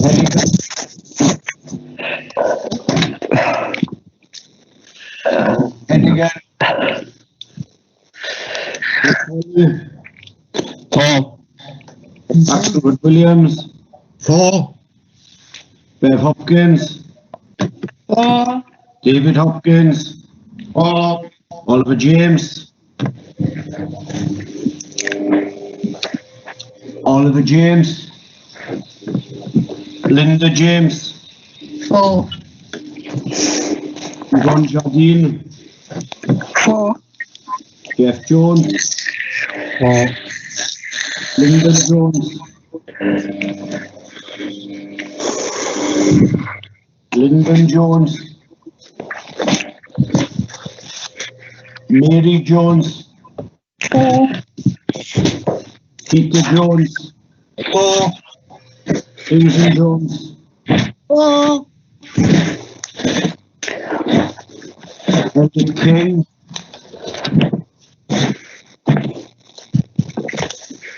Edward King. Councillor King, you're muted. Sorry, Hugh, there's an awful lot of interference. Yeah, I I've got to hear the name. 4. Yeah. Edgar Kirshner. 4. Miles Langston. 4. Andrew Lewis. 4. Mike Lewis. 4. Wendy Lewis.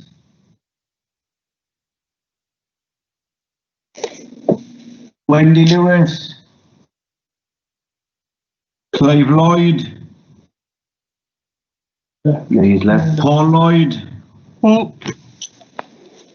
Irene Mann. You're on mute, Irene. Irene Mann. No. Penny Matthews. 4. Irene Mann. 4. Peter May. 4. Hazel Morris. Hazel Morris. David Phillips. 4. Cheryl Philpott. 4. Sam Pritchard. 4. Alton Pugh. 4. Jen Pena. 4. Christy Richards. 4. Kelly Roberts. 4.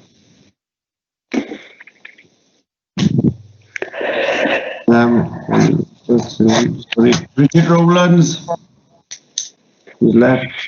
Wendy Lewis, I understand you're back with us. Yeah, my screen froze, so I couldn't. I'm 4 here. 4, 8. Ned Sherwood. 4. Rob Smith. 4. Andrew Stevens. 4. Rob Stewart. 4. Gareth Sullivan. 4. Sykes. 4. Gloria Tanner. 4. Des Thomas. 4. Graham Thomas. 4. Mark Thomas. 4. Will Thomas. 4. Linda Tyler Lloyd.